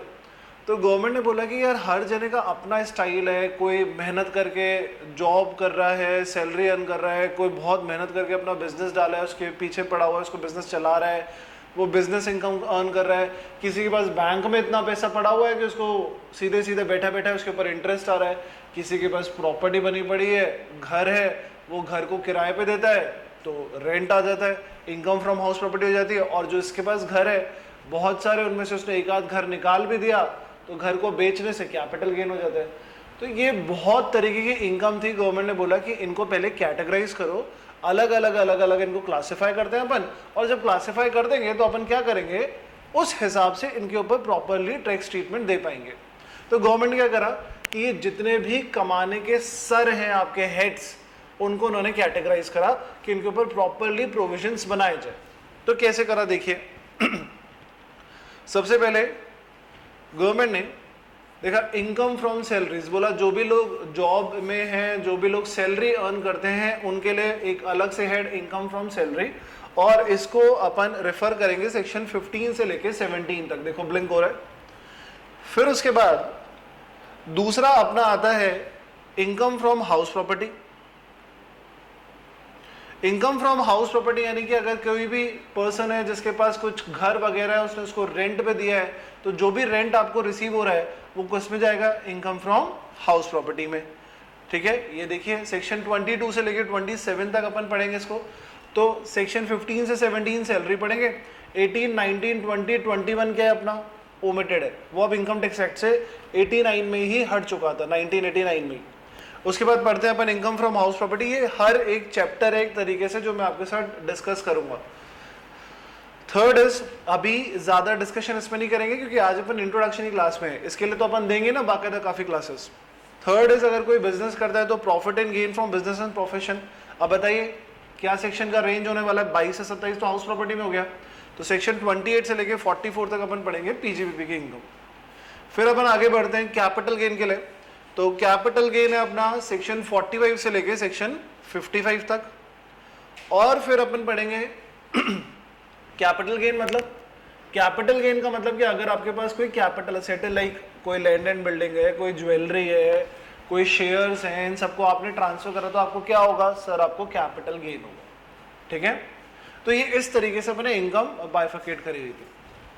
अब ऐसे किसी का एग्जांपल ले लेता हूँ, लेट्स से मेरा स्टूडेंट है राहुल। राहुल से मैंने बोला कि यार, राहुल मेरे पास आके बोला कि सर देखो मैंने कल रात को ही बैठे बैठे 5 लाख रुपए कमाए। मैंने कहा 5 लाख रुपए तूने कल रात में कमा लिए? मेरे को तो कमाने में महीने 2 महीने लग जाते हैं, 5 लाख रुपए तू रात में कैसे कमा के लाया? मेरे को भी कोई आइडिया दे। बोला अरे सर पत्ते खेले, उससे मैं 5 लाख रुपए जीत गया। मैंने कहा ओ तू पत्तों में ही जीत गया, ला टैक्स पे कर 5 लाख के ऊपर। बोला कौन सा टैक्स? मैंने कौन सी सैलरी कमाई है जो आप सैलरी में 15 से 17 सेक्शन में आप मेरे को कंप्यूट करोगे? और कोई मैं रेंट तो लेके आया नहीं हूँ, ना मैं ये बिजनेस करता हूँ, मैंने तो कल बैठा पत्ते खेले जीत गया। मैंने कहा गजब यार, तो कार्ड विनिंग जीत गया। तो कुछ ऐसी इनकम होती है जो इन 4 हेड में टैक्सेबल नहीं होती है, तो गवर्नमेंट ने एक और हेड बनाया, रेसिडुअरी हेड, यानी कि बचा हुआ हेड। अगर कोई ऐसी इनकम जो इन हेड्स में टैक्सेबल नहीं होती है, इनकम फ्रॉम सैलरी में, हाउस प्रॉपर्टी में, पीजीबीपी में, कैपिटल गेन में, तो उसके लिए बोला गया income from other sources, section 56 से लेके सेक्शन 59 तक। ये देखिए, और इन सबको टोटल कर देते हैं तो ये अपनी निकल के आ जाती है ग्रॉस टोटल इनकम। तो ऐसे निकलती है अपनी ग्रॉस टोटल इनकम। अपन यही सीखने वाले हैं बच्चों, यही सीखने वाले हैं। ठीक है, मैं कई बार बोलता हूं, मैं फिर भी बोलूंगा, कई बार बच्चे मुझसे बोलते हैं कि सर टैक्स कैसे कंप्यूट करना है। अरे टैक्स कंप्यूट करना आधे घंटे का काम है, मेन है कि उसको इनकम को कैसे कंप्यूट करना है, और यही इनकम कंप्यूट करने में ही अपनी पूरी क्लास जाएगी। जितने भी इनकम टैक्स की क्लासेस है उसमें अपन जिंदगी भर क्या सीखते रहेंगे कि इनकम कैसे कंप्यूट करनी है एक एक करके। तो सबसे, अब मैं आपको एक बहुत अच्छी चीज़ बताऊं, इन हेड्स के ऊपर तो मैं पूरे टाइम आगे डिटेल में बात करूंगा ही। सबसे बढ़िया बात क्या होती है इसको सिखाने के लिए कि आप ये देख रहे हैं सैलरीज कहाँ से कहाँ तक रेफर है, सेक्शन 15 से 17 तक, हाउस प्रॉपर्टी 22 से 27 तक, 28 से 44 तक, पीजीबीपी कैपिटल गेन 45 से 55 तक, और अदर सोर्सेज देखिए सब ब्लैंक करने लगे, अदर सोर्सेज आपकी 56 से 59 तक। ठीक है, ये सारी के सारी आपके सेक्शंस दे रखे हैं। अब क्वेश्चन में कई बार क्या आता है, जब आपको एग्जाम में क्वेश्चन आता है, मैं एग्जाम पॉइंट ऑफ व्यू से बात करूं तो एग्जाम में कई बार सेक्शंस आ जाते हैं, वैसे इंटरमीडिएट पे सेक्शंस कम ही आते हैं, पर फिर भी अगर सेक्शंस आ गए तो आपको कैसे डील करना है ये भी तो देखना पड़ेगा। तो इंटरमीडिएट में अगर कभी सेक्शंस आ जाते हैं तो बच्चा सेक्शन में एकदम कंफ्यूज हो जाता है, क्योंकि वो कॉन्सेप्ट तो बहुत अच्छे से पढ़ता है पर सेक्शन को फिर भी इग्नोर करता है। तो मैं आपके सामने एक ऐसे ही क्वेश्चन रख के देख रहा हूँ, और अभी आज अभी पहली क्लास है, लेकिन मुझे ऐसा लगता है कि आप फिर भी पकड़ लोगे। देखो, कोशिश करके देखो, एग्जाम में क्वेश्चन आता है एज पर सेक्शन 35 फलाना फलाना फलाना एलाबोरेट इलाबरेट कीजिए भैया एज पर सेक्शन 35 फलाना फलाना फलाना इलाबरेट। अब बच्चा क्या बोलता है कि भैया सेक्शन 35 भगवान ही जाने क्या है, वो तो ये जो इंग्लिश लिखी हुई है इसको पढ़ता है और इलाबरेट करना शुरू कर देता है। यानी कि ये जो उसने इंग्लिश का मतलब समझा, इस इंग्लिश के मतलब को वो हिंदी में अपने हिसाब से अपने इंग्लिश का मतलब को समझता है और अपने हिसाब से अपनी इंग्लिश यहाँ पे ट्रांसलेट करता है और यहाँ पे सब कुछ आंसर बता के आता है एग्जाम में। अब आपका आंसर हो सकता है आपका आंसर कुछ और हो, किसी और ने इसको कुछ और समझा हो, कुछ और लिखा हो। अगर आप सीधे सीधे पकड़ लेते कि सेक्शन 35 बोला हुआ है तो आप सीधे आंसर लिख के आते। कॉन्सेप्ट जब पढ़ाऊंगा तो आपको रट जाएगा सेक्शन 35, वो बात अलग है, लेकिन हो सकता है कि जब इतने सारे सेक्शंस पकड़ते हैं तो अपन को कॉन्सेप्ट तो याद रहते हैं पर सेक्शंस याद नहीं रहते। तो मैं सेक्शन याद कराने का एक बहुत सिंपल थ्योरी दे रहा हूं तुमको। क्या दे रहा हूं मैं ये कह रहा हूं कि आपको जितने भी सेक्शंस है ना, अब there are 298 section in income tax, then there are sub section, then there are clauses, then there are sub clauses, तो there is a gamut of sections. कितने सेक्शंस याद करोगे तुम, वो नहीं कर सकते। पर मैं कह रहा हूं ये जो मेजर तुम्हारे 5 हेड है मेरे बच्चों, इस 5 हेड के सेक्शंस तो याद कर सकते हैं, सेक्शन भी नहीं रेंज तो याद कर सकते हो। रेंज देखो मैं बाकायदा सेक्शन वाइज तो पढ़ाऊंगा ही तुमको, सेक्शन बॉक्स बनवाऊंगा। तो रेंज क्या है तुम्हारी, सर सैलरी पढ़ेंगे अपन 15 से 17 में, ठीक है। हाउस प्रॉपर्टी पढ़ेंगे 18 से लेके 21 तक ओमेट हो चुका है, तो 22 से 27 में। रेंज देखो, रेंज 28 से 44 में है अपनी पीजीबीपी और कैपिटल गेन है 45 से 55 में, 56 से 59 में अदर सोर्सेज है। वो पूछ रहे सेक्शन 35, बताओ सेक्शन 35 किस में रेंज में आता है, सर पीजीबीपी पे। तो जैसे अपन एग्जाम में देखा सेक्शन 35 से क्वेश्चन है, सेक्शन 35 रेंज क्या है, 15 से 17 नहीं वो सैलरी की है, 22 से 27 नहीं वो हाउस प्रॉपर्टी की है, 28 से 44 हाँ ये पीजीबीपी का क्वेश्चन है। तो एक बार यहीं पर, अभी अपन ने लैंग्वेज भी नहीं पढ़ी, अपने को यहीं पर पता है कि ये कौन से चैप्टर से पूछा गया क्वेश्चन है, पीजीबीपी। पीजीबीपी में कितने कॉन्सेप्ट, 12 कॉन्सेप्ट। ये अच्छा, अब तो आप इस तरीके से ना बहुत स्पीडली जंप कर जाओगे। जैसे ही आप राइट प्लेटफॉर्म पे पहुंच जाओगे ना कि ये राइट प्लेटफॉर्म है, ये पीजीबीपी का प्लेटफॉर्म है, ओके तो यहां से क्वेश्चन है, तो आपके पढ़ने का तरीका ही बदल जाएगा।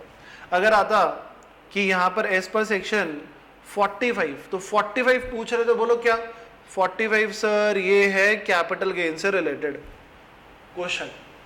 तो ये तरीका है एक बार देखने का एग्जाम में, अगर आपको सेक्शन रेंज ये वाली याद है तो। क्लियर है बच्चों, चलो अभी तो आगे बढ़ते हैं अपन। अब अपन पढ़ेंगे यहाँ पे कुछ जनरल रेट। जब आप हेड्स ऑफ इनकम से ग्रॉस टोटल इनकम निकाल लेते हो तो जो आपकी टोटल इनकम आई, अब उस टोटल इनकम के ऊपर आपको टैक्स देना पड़ता है। और आपको टैक्स कैसे देना पड़ता है, सबसे पहले बात कर रहे हैं अपन यहां पर इंडिविजुअल्स की। The general rate for the income tax for individual for assessment year 2021 are as under. ये सबसे इंपॉर्टेंट अब अपन शुरू कर रहे हैं, जो फाइनेंस बजट आता है अपने पास हर साल, उसमें ये नए टैक्स रेट्स अपन को गिवन होते हैं। और अपने फाइनेंशियल ईयर 1920 अपना असेसमेंट ईयर 2021 के स्लैब रेट्स क्या हैं ये अब पढ़ेंगे और मैं आपके साथ क्वेश्चन करूंगा। अगर आप इंडिविजुअल हो तो फिर इंडिविजुअल हो, एचयूएफ हो, एओपी हो, बीओआई हो या आर्टिफिशियल जुडिशियल पर्सन हो, तो अगर आपकी इनकम 2.5 लाख रुपए तक है तो बोला यार क्या ही कमाते हो साल भर में, सिर्फ 2.5 लाख रुपए कमाते हो, उसके ऊपर फिर गवर्नमेंट तुम्हारे ऊपर बर्डन नहीं डालेगी। If your income is up to rupees 2,50,000 only, आपके लिए नील, सर आप टैक्स का पेमेंट मत करो, आप एग्जेम्प्ट हो। यानी कि बेसिक एग्जेम्पशन लिमिट कितनी है इंडिविजुअल के लिए, 2.5 लाख रुपए है सर बेसिक एग्जेम्पशन लिमिट, यानी कि ये सबसे बेसिक एग्जेम्पशन लिमिट है, इसके ऊपर आपको टैक्स देने की जरूरत नहीं है। अब बोल रहे नेक्स्ट 2.5 लाख, ये याद रखना, अगला जो 2.5 लाख रुपए तक आप जाओगे उसके ऊपर टैक्स देना पड़ेगा आपको 5%। ठीक है, तो मैं यहां पर एग्जांपल हाथों हाथ बनाता हूं कि लेट्स से एक मिस्टर ए है इंडिविजुअल, ठीक है, ऑफ लेट्स से 40 इयर्स, इनकी इनकम है 4 लाख। तो बताइए टैक्स कितना बना, तो सर टैक्स बना फर्स्ट 2.5 लाख पे तो नील। बच्चा कई बार क्या कर देता है सीधे 4 लाख, अच्छा ऐसे कर देता है कि उसके ऊपर 5% लगा देता है, नहीं पहले 2.5 लाख पे क्या नील। अब 4 लाख में से 2.5 लाख का तो एडजस्टमेंट हो गया, बचा कितना बचा सर 1,50,000, अगले 2.5 लाख तक की रेंज दे रखी है आपको। 1,50,000 का 5% इट कम्स टू 1.5 लाख का 5%, बोलो बाबा 1,50,000 का 5% कम्स टू 7,500, ये आपका टैक्स बना। अभी आगे देखते हैं। नेक्स्ट 5 लाख, अगर आपका ये दोनों मिला के ये 5 लाख हुआ, 5 लाख से भी ऊपर इनकम है, तो अगले 5 लाख तक आपके ऊपर कितना टैक्स लगेगा? 20%। और उसके ऊपर जो बैलेंस है, यानी कि ये तीनों मिला के आपका हुआ 10 लाख, 10 लाख से भी ऊपर अगर आपकी कोई इनकम है तो बैलेंस के ऊपर अब 30% टैक्स लगेगा। ठीक है, क्लियर है इतना बात? चलो, तो ये तो हुआ इंडिविजुअल का बात जो आपने सीखा। अब देखें अगला कॉलम किस चीज का है।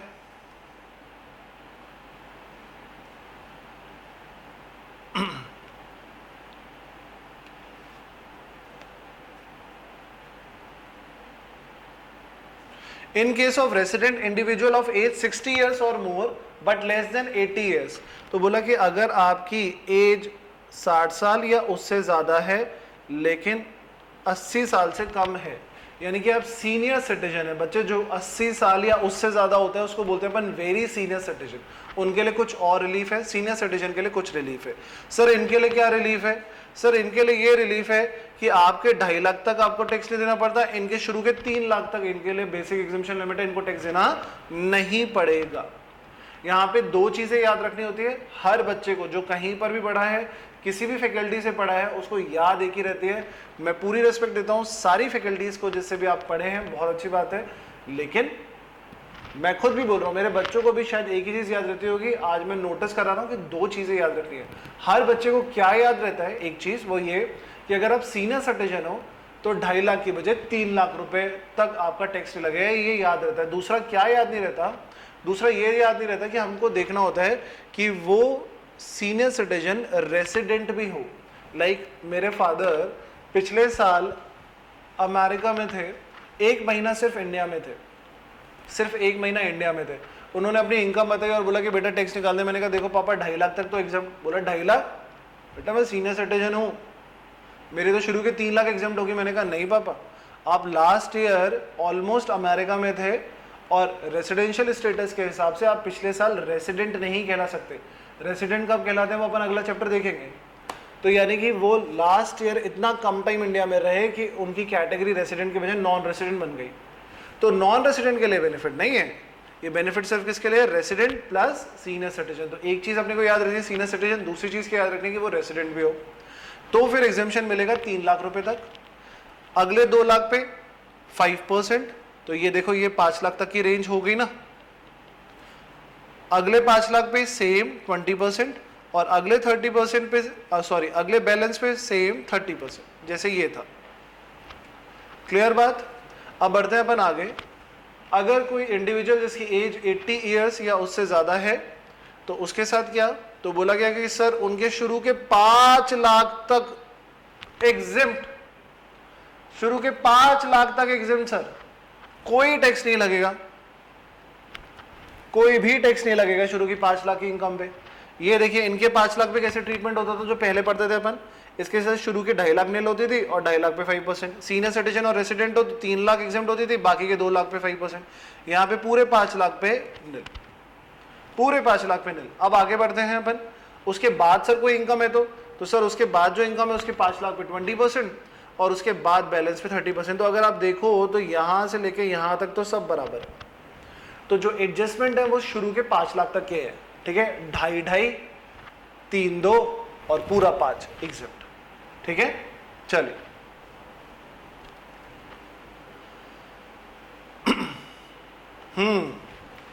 तो अब आपने ये देखा कि आपकी ऐसी इनकम हो तो फिर आप कैसे करोगे? आप निकाल सकते हो। मैं कोशिश करूं, एक क्वेश्चन करूं इसके ऊपर। मैं यहां पर एक क्वेश्चन करता हूं। लेट्स से एग्जांपल, अगर इनकम मिस्टर राज की, जिनकी एज 65 ईयर्स है, उनकी इनकम बता रखी है कि 8 लाख रुपए है, तो क्या आप इसके ऊपर टैक्स निकाल सकते हो? सर बिल्कुल टैक्स निकाल सकते हैं। निकाल के दिखाओ बेटा। तो सर 8 लाख में से शुरू के 3 लाख तो एग्जेम्प्ट। सर ये जो राज है ये रेसिडेंट है ना? हाँ हाँ बेटा रेसिडेंट है, ठीक है सर 3 लाख फिर एग्जेम्प्ट। फिर अगले सर 2 लाख के ऊपर हम निकालेंगे 5%, तो सर ये आ जाएगा 2 लाख का 5% 10,000। और सर फिर अगला जो है वो निकालेंगे हम 3 लाख का। देखिए ना सर 3 और 2 ये हो गए 5 लाख। अगले 3 लाख पे सर लगेगा 20%, तो ये हो जाएगा सर 60,000। तो 10,000 प्लस 60,000, हाँ सॉरी ये 10,000 नहीं, 2 लाख का 5% 1,000 और 3 लाख का 20% 60,000। तो टोटल टैक्स हो गया सर 61,000। एग्जैक्टली सही पकड़ा तुमने, टोटल टैक्स हो जाता है 61,000। ये होता है अपना टैक्स। इसके ऊपर देना पड़ता है अपने को बेटा सेस। सर सेस क्या? सेस जो है आपने जो टोटल टैक्स पे करा वो पे करा इनकम के ऊपर। अब जब आपने इनकम, इतनी बड़ी इनकम कंप्यूट करके उसके ऊपर टैक्स दे ही दिया तो गवर्नमेंट बोलती है जो टैक्स दे रहे हो ना, टैक्स इनकम की बात नहीं कर रहे, इनकम तो बहुत ऊपर हो गई, उसके ऊपर जो छोटा सा भी तुम जो टैक्स दे रहे हो, इतना दे रहे हो, तो इस टैक्स के ऊपर तुम सेस दे दो। वो सेस हम यूज करेंगे आपकी एजुकेशन पर्पस के लिए। बोला कितना लोगे सेस? हमने बोला इसके ऊपर आपसे हम सेस चार्ज करेंगे एट द रेट ऑफ 4%। और 4% का मैं बाइफर्केशन बताऊं, शुरू का 2% एजुकेशन सेस में चला जाएगा, फिर बाद का 1% सेकेंडरी हायर एजुकेशन में चला जाएगा, यानी कि 3% तक तो एजुकेशन सेक्टर में ही आपका पैसा हम यूज करेंगे। और जो 1% है वो हेल्थ पर्पस के लिए यूज करेंगे, इसलिए अपन इसको बोलते हैं health and education cess at the rate of 4%। तो 61,000 का 4% 2,440, तो आपका इफेक्टिव टैक्स बन जाता है 63,440। समझ में आया कैसे टैक्स निकालना है? ऐसा कैसे भी करके देखो, कई बार कंप्यूट कर लेंगे आराम से, ठीक है। चलिए अब जब आपने एक बार टैक्स निकाल लिया तो कुछ आगे अब अपन पढ़ेंगे सरचार्ज के बारे में। सरचार्ज क्या होता है सर? अभी आपने टैक्स देखा, सरचार्ज तब लगता है किसी भी इंडिविजुअल के ऊपर जब उसकी इनकम बहुत ज्यादा होती है। गवर्नमेंट को लगता है कि एक इंडिविजुअल के बेसिस पे ये इतनी ज्यादा इनकम अर्न कर रहा है, तो फिर देखिए जैसे बहुत कम कोई नहीं कमाता है तो गवर्नमेंट उसको भी तो रिलीफ देती है ना, कहती कि आप 2.5 लाख रुपए तक कमा रहे हो तो आपसे रिलीफ। यानी कि उन लोगों से तो गवर्नमेंट को कोई कॉन्ट्रीब्यूशन नहीं है। गवर्नमेंट चाहती है कि यार इनका भला हो, इनसे तो हम नहीं टैक्स वसूल करेंगे। तो गवर्नमेंट कहती है कि जो लोग बहुत ज़्यादा कमा रहे हैं तो गवर्नमेंट वो हमारी कंट्री के रिसोर्सेज ही तो यूज़ कर रहे हैं, तो इतना सोसाइटी को यूज़ कर रहे हैं तो सोसाइटी को देना भी बनता है, तो उनको टैक्स ज़्यादा देना बनता है। तो उनके ऊपर क्या चार्ज किया जाता है? उनके ऊपर चार्ज किया जाता है सर सरचार्ज।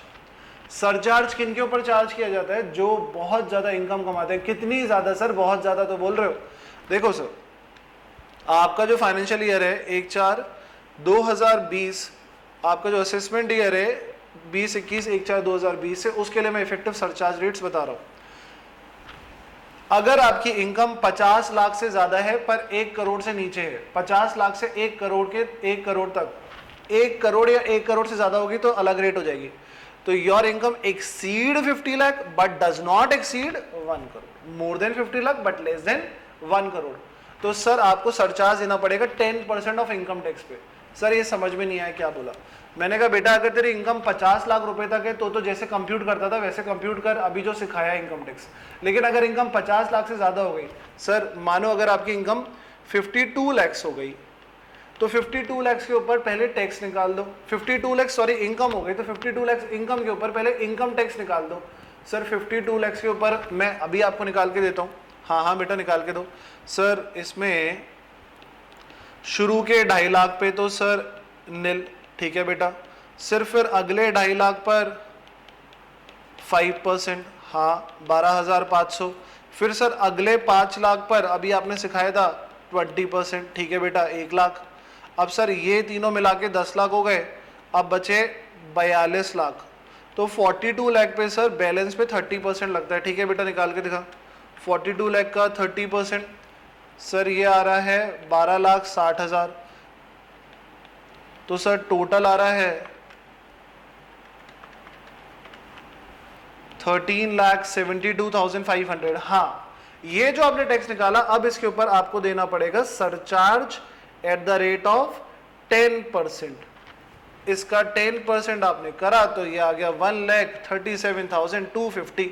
और अब ये जो वैल्यू आया इसके ऊपर 4% सेस। तो पहले इनकम टैक्स, फिर सरचार्ज और फिर सेस। जिनकी इनकम 50 लाख से कम होती थी उनको सरचार्ज देने की जरूरत नहीं होती है। तो सरचार्ज किन पे लगता है? बड़े कमाई वालों पे लगता है।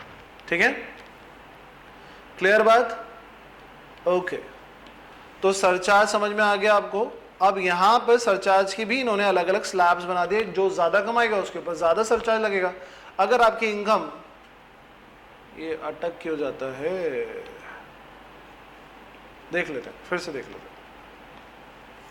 अगर आपकी इनकम 50 लाख से ज्यादा है पर 1 करोड़ रुपए तक है तो भैया सरचार्ज कितना? 10%। अगर आपकी इनकम 1 करोड़ से ज्यादा है पर 2 करोड़ से कम है, मोर देन 1 करोड़, 1 करोड़ और more than 1 crore but less than 2 crore, तो फिर भैया सरचार्ज का रेट लगेगा 15%। थर्ड इज, अगर आपकी इनकम 2 करोड़ से ज्यादा है पर 5 करोड़ रुपए तक है, 2 to 5 करोड़, तो सरचार्ज का रेट 25%। देखो जैसे जैसे इनकम बढ़ती जा रही है वैसे वैसे सरचार्ज का रेट बढ़ता जा रहा है। ये अमेंडमेंट है, ये तो मैं अमेंडमेंट ही पढ़ा रहा हूँ, अमेंडेड ही पढ़ा रहा हूँ, आपको परेशान होने वाली बात ही नहीं है। अब आपको अलग से अमेंडमेंट क्लासेस नहीं पढ़नी है, मेरे साथ अमेंडेड पढ़ रहे हो। और अगर आपकी इनकम 5 करोड़ से ज्यादा है तो सर सरचार्ज भी लगेगा 37%। ठीक है, तो एक बार मैं ये हटाता हूँ, ये लीजिए, ये मैंने हटा दिया। जल्दी से बात करते हैं। 50 लाख से 1 करोड़ अगर आपकी इनकम है तो सरचार्ज कितना? 10%।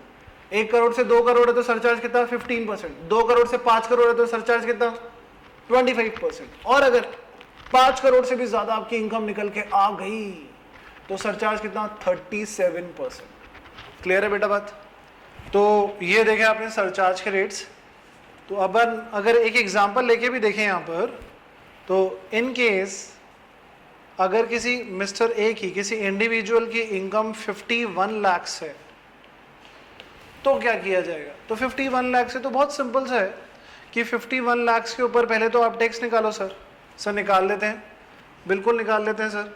अगर उसकी इनकम 51 लाख है तो सर पहले के 2.5 लाख एग्जेम्प्ट, अगले के 2.5 लाख पे उसका लगा होगा सर 5%, तो 2,50,000 का 5% 12,500। फिर उसके अगले 5 लाख पे लगा होगा सर उसका 20%, 1 लाख। और फिर अगले 41 लाख पे सर लगा होगा उसका 30%। ये आ रहा है सर 12,30,000। बिल्कुल सर, तो 12,30,000 प्लस 1 लाख प्लस 12,500, तो ये आ रहा है सर 13,42,500। फिर इसका 10% सर, ये इसमें जोड़ देंगे, इसका प्लस 10%, तो सर इसके बाद ये आ जाएगा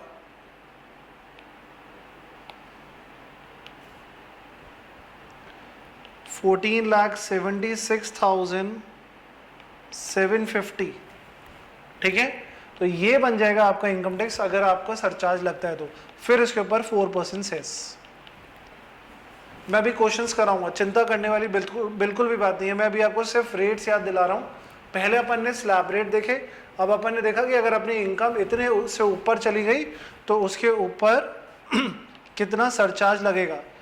50 लाख से 1 करोड़ 10%, 15%, 25% और 37% ये अमेंडमेंट के साथ है, तो बिल्कुल परेशान होने वाली बात नहीं है। अभी अपन ने बात करी सिर्फ इंडिविजुअल की। Now I am moving to marginal relief. Marginal relief मुझसे कई स्टूडेंट्स पूछते हैं कि सर बताओ कैसे करना है, कई बार कंफ्यूज हो जाते हैं।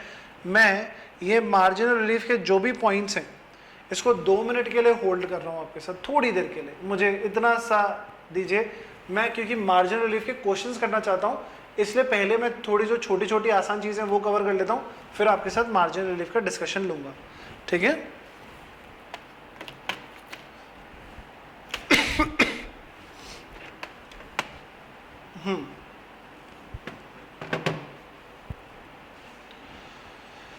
देखिए please, basic exemption limit the amount of ₹2,50,000 और ₹3 लाख और ₹5 lakh is called maximum amount not chargeable to tax. तो यानी कि अगर आपकी इनकम 2.5 लाख रुपए तक है तो उसको अपन बोलते हैं बेसिक एग्जम्पशन लिमिट, यानी कि इतने पे तो आपको टैक्स देने की जरूरत ही नहीं है।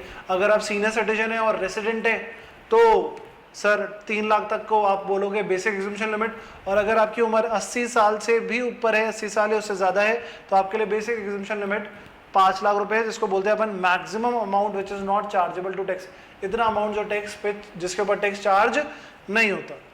ठीक है, now let's come to rebate under section 87A with effect from 1 April 2020, assessment year 2021। बोला कि सर अगर आपकी इनकम 5 लाख रुपए तक ही है, कितनी इनकम है, अप टू ₹5 लाख ओनली, तो 5 लाख रुपए तक की इनकम है, तो सर उसके ऊपर हम आपको कुछ रिबेट देंगे अंडर सेक्शन 87A। कितना देंगे सर, रिबेट देंगे हम आपको 100% ऑफ इनकम टैक्स और ₹12,000 विच एवर इज लेस। तो इसमें कंडीशन क्या है, रिबेट सिर्फ किसको मिलती है, रिबेट मिलती है जिसकी इनकम अप टू ₹5 लाख होती है, अप टू ₹5 लाख। सर कितनी मिलती है, सर ये मिलती है आपको जितना भी आपका इनकम टैक्स बना और ₹12,500 विच एवर इज लोअर, इतने तक की आपको रिबेट मिलती है सर। ठीक है, तो ऐसे ही एक अंदाजा लगा के देखें अपन, ऐसे अगर एक अपन अंदाजा लगा के देखें तो लेट से अगर अपनी इनकम, लेट से अगर अपनी इनकम 4 लाख रुपए है, 4 लाख रुपीज है, तो अपना टैक्स कितना बना, शुरू के 2.5 लाख पे तो निल, और उसके बाद अगले 1.5 लाख पे, सर अगले 1.5 लाख पे तो मात्र 5%, 7,500, इतना सा टैक्स बना। तो सर आपकी इनकम तो 5 लाख के अंदर अंदर है, हाँ जी सर मेरी इनकम तो 5 लाख के अंदर अंदर है, तो सर इस 7.5 का जो आपको टैक्स देना पड़ेगा, ये जो आपका टोटल टैक्स बना 7,500, इसके ऊपर आपको रिबेट मिल जाएगी 7,500 रुपये की, क्योंकि 7,500 रुपये तक आपको टैक्स देने की जरूरत नहीं है। मतलब कि अगर आपका टैक्स 7,500 से ज़्यादा भी बनता है, इनकम 4 लाख से ज़्यादा होती, तो भी आपको रिबेट मिल जाती है। रिबेट का अमाउंट कितना है, 12,500। अब इसी केस में मैं आपको दूसरा केस बताता हूँ। लेट्स से ये आपको याद हो गया होगा, तो मैं स्पेस बनाने के लिए खाली आपसे जगह मांग रहा हूँ, ये मैं एक बार हटा देता हूँ। हाँ, अब मैं अच्छे से आपको बता पाऊंगा। लेट्स से अगर आपकी इनकम 5 लाख है तो आप टैक्स निकाल सकते हो, बिल्कुल निकाल सकते हैं सर। देखो शुरू के 2.5 लाख पे तो सर हमारी इनकम वैसे ही निल है, और सर अगले 2.5 लाख पे हमारी इनकम जो है वो होती है 5%, विच कम्स टू 12,500। बिल्कुल सर, तो सर ये 12,500 हमारा टैक्स लाइबिलिटी बना। इसमें से सर 5 लाख तक की इनकम है तो आपको रिबेट मिलेगी, कितनी मिलेगी सर, जितना टैक्स है और 12,500 विच एवरेज लोअर। सर 12,500 ही है तो 12,500 की रिबेट मिलेगी, तो टोटल कितना हो गया, निल। तो कहने का फायदा क्या हुआ कि जो छोटे लोग हैं, मतलब जिसकी इनकम छोटी है, छोटा लोग कोई नहीं है, माफी, पहले तो जिनकी भी इनकम कम है, जिनकी इनकम थोड़ी अभी छोटी है, जो बड़े बड़े से लोग हैं दिल के, और उनकी इनकम अभी थोड़ी छोटी रह गई है, यानी 5 लाख रुपए तक की रह गई है, तो उन लोगों को फायदा दिया गया है कि सर आप चिंता मत करो, कहने को 2.5 लाख रुपए का एग्जामिशन है, आपने उसके बाद भी कमाया तो आपको रिबेट मिलेगी, पर ये रिबेट का स्टैंडर्ड है। ये रिबेट आपको 5 लाख रुपए तक के, जिन लोगों की इनकम, टोटल इनकम 5 लाख रुपए तक होगी ना, उन्हीं को मिलेगी। उनसे ज्यादा अगर किसी की इनकम है तो उनके लिए रिबेट अंडर सेक्शन 87A नहीं है। ठीक है सर, चलिए अब आते हैं अपन, जल्दी जल्दी बढ़ेंगे। मैं पहले रेट की बात कर रहा हूँ, क्योंकि मुझे ये रेट्स आपके साथ पूरे टाइम इनकम टैक्स में आके बातें करनी है, तो टेंशन वाली बात नहीं है। अगर आप कोऑपरेटिव सोसाइटी और आपकी इनकम 10,000 रुपये तक है तो टैक्स कितना, 10%, अगले 10,000 पे 20% और बैलेंस पे 30%। सिंपल।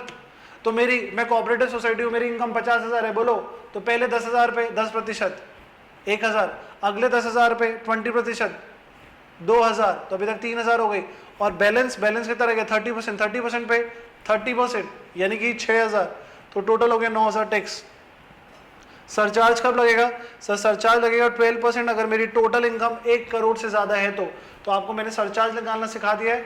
आपको पहले इनकम टैक्स निकालना होता है, उस इनकम टैक्स के ऊपर सरचार्ज की रेट लगानी होती है, और दोनों को मिलाने के बाद उसके ऊपर सेस लगाना होता है।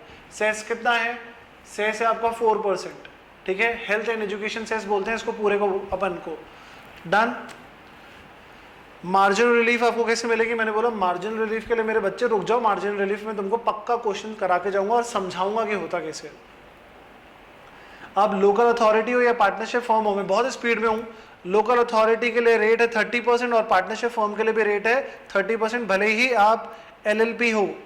और सरचार्ज, अगर सरचार्ज लगेगा अगर आपकी इनकम 1 करोड़ से ज्यादा होगी, सर कितना लगेगा? 12% लगेगा। ठीक है, याद रहेगा। कोऑपरेटिव सोसाइटी में भी सरचार्ज 12% था, लेकिन वहां पे कुछ स्लैब दे रखी थी। यहाँ पर फिक्स है 30% और ये सरचार्ज 12%। इंडिविजुअल में स्लैब रेट बड़ी अलग अलग सी है।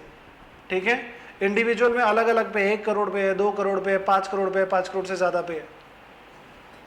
चलो अब आते हैं अपन डोमेस्टिक कंपनी में। रेट ऑफ इनकम टैक्स देखेंगे ध्यान से। रेट ऑफ इनकम टैक्स, ये वाले पोर्शन को 1 मिनट के लिए इग्नोर करें, पहले देखें डोमेस्टिक कंपनी और फॉरेन कंपनी। आपकी इनकम टैक्स की रेट है 30% और आपकी इनकम टैक्स की रेट है 40%, बस बात खत्म। अगर आप डोमेस्टिक कंपनी हो यानी कि इंडिया में ही आपने इनकॉर्पोरेशन करा है, यहीं पे इनकॉर्पोरेट हुआ है एज पर कंपनी एक्ट 2013, तो आपको, आपने जो भी कमाई करी है कोई एग्जेम्पशन वगैरह नहीं है। 5 रुपए भी कमाए तो उसके ऊपर 30% टैक्स है। और अगर आप फॉरेन कंपनी हो तो आपके ऊपर टैक्स का रेट 40% है। ठीक है, तो अगर आपने लेट से 20 लाख रुपए कमाए, प्रॉफिट हुआ तो 20 लाख का 30%, फॉरेन कंपनी हो 20 लाख का 40% सीधा, और उसके ऊपर सेस अगर आप कंपनी हो तो। अब ये क्या बोल रहा है कि ये जो डोमेस्टिक कंपनी है, ये फॉरेन कंपनी है, इनकी अगर टोटल टर्नओवर या ग्रॉस रिसिप्ट प्रीवियस ईयर 17-18 में 400 करोड़ से ज्यादा का नहीं था। अभी अपना फाइनेंशियल ईयर क्या है? 1920, असेसमेंट ईयर क्या है? 2021। इस साल में आराम से बैठो, फाइनेंशियल ईयर क्या है? 1920। हाँ भैया, 1920 में तुमने कितना कमाया? 1920 में तुमने 50 लाख कमाया, 50 लाख का 30%। अच्छा रुको एक मिनट, सुनो 50 लाख का 30% छोड़ो, पहले ये बताओ 17-18 में, वो जो प्रीवियस ईयर 17-18 था, उसमें तुम्हारा टर्नओवर कितना था? हाँ, तुम्हारा टर्नओवर 400 करोड़ से कम था। अच्छा, तो रहने दो, 30% मत दो, 25% दो। तो अगर आपका प्रीवियस ईयर 17-18 में, उन सालों में टर्नओवर 400 करोड़ से कम था, तो इस साल बेनिफिट उठाओ, कितना? इंस्टेड ऑफ 30% कितना दो? 25% दो। सरचार्ज कब लगेगा? सर सरचार्ज लगेगा अगर आपकी इनकम 1 करोड़ से ज्यादा है तो आपको सरचार्ज देना पड़ेगा 7% डोमेस्टिक कंपनी को, और बाहर की कंपनी हो तो सर 2%। ठीक है सर, यहाँ पे 2% इस पे क्यों लिया? अरे यार, इसे टैक्स भी तो इतना ज्यादा ले रहा हूँ, हर चीज पे लड़ाई करेगा है। अच्छा, लेकिन अगर आपका इनकम 10 करोड़ से ज्यादा चला गया तो सर सरचार्ज की रेट जो है वो हो जाएगी 12% और 5%। तो सरचार्ज आपका 7%, वो कब? If income exceed ₹1 crore but does not exceed ₹10 crore. लेकिन अगर आपकी इनकम 10 करोड़ से ज्यादा हो गई तो फिर ये 12 और 5% हो जाएगा। समझ में आ गया? 30% है, सरचार्ज का रेट है 7% और सरचार्ज का रेट 12% अगर इनकम 10 करोड़ से ज्यादा है तो। इनकम बोल रहे, टर्नओवर नहीं बोल रहे। और अगर इधर है 40%, 2%, 5%, और अगर 17-18 में तुमको टर्नओवर देखना है, टर्नओवर मतलब कि तुमने कितना सेल करा, ठीक है, प्रॉफिट नहीं देखना, वो अगर 400 करोड़ से कम है तो ये 30% रिड्यूस होकर हो जाएगा 25%। क्लियर है बात? आगे बढ़ रहा हूं सर।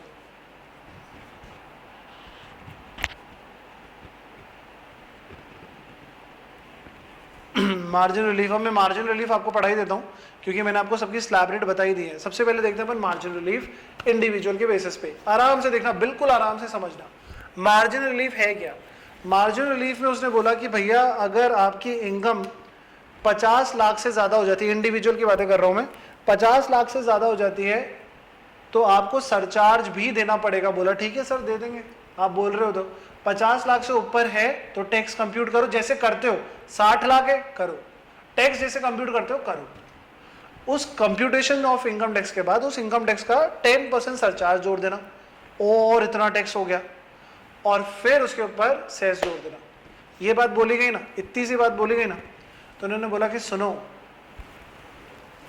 कभी कभी क्या होता है ना कि जब अपन ये इस तरीके से सरचार्ज जोड़ते हैं ना, जब सरचार्ज, तो हमारा टैक्स इतना ज्यादा हो जाता है 50 लाख के बाद, इतना ज्यादा टैक्स हो जाता है, उतनी तो अपनी इनकम नहीं हुई होती है 50 लाख के बाद। मैं कहता हूं अगर मानो, मान के चलो, एक मिनट मानना, इसको हटाओ, सिर्फ प्रिज्यूम कर रहे हैं अपन कि मेरी इनकम हो गई 52 लाख, इनकम हो गई मेरी 52 लाख, और इसके ऊपर एक मिनट बस प्रिज्यूम कर रहा हूं सर, मेरा टैक्स हो गया 14 लाख। अच्छा, अगर मेरी ये 52 लाख नहीं होती, क्यों ये टैक्स कैसे लगा सर? इस पे इनकम टैक्स भी लगा और ये 50 लाख से ऊपर था तो सर इसके ऊपर सरचार्ज भी लगा। अच्छा, तभी इतना हो गया। हाँ, अगर मेरी इनकम मानो 50 लाख होती तो क्या सरचार्ज लगता? क्या नहीं, तो सिर्फ क्या लगता? इनकम टैक्स लगता। अच्छा, जरा इनकम टैक्स लगता तो कितना लगता सर? वो लगता आपका इसके ऊपर इनकम टैक्स, सर वो लगता आपका 11,50,000। अच्छा, इसके ऊपर 11,50,000 और इसके ऊपर इतना बढ़ के 14 लाख। इनकम कितनी बढ़ी मेरी, ये बताओ जरा। सर इनकम तो आपकी बढ़ी है 2 लाख से। अच्छा ठीक है, और टैक्स मेरा कितना बढ़ा? टैक्स बढ़ा सर आपका 2.5 लाख से। मत मारी गई। इनकम मात्र 2 लाख से बढ़ी और सरचार्ज लगाने की वजह से, यहां पे नहीं लगता था यहां पे सरचार्ज लगाने की वजह से टैक्स इतना बढ़ गया 2.5 लाख से। इतनी तो मेरी इनकम नहीं बढ़ी।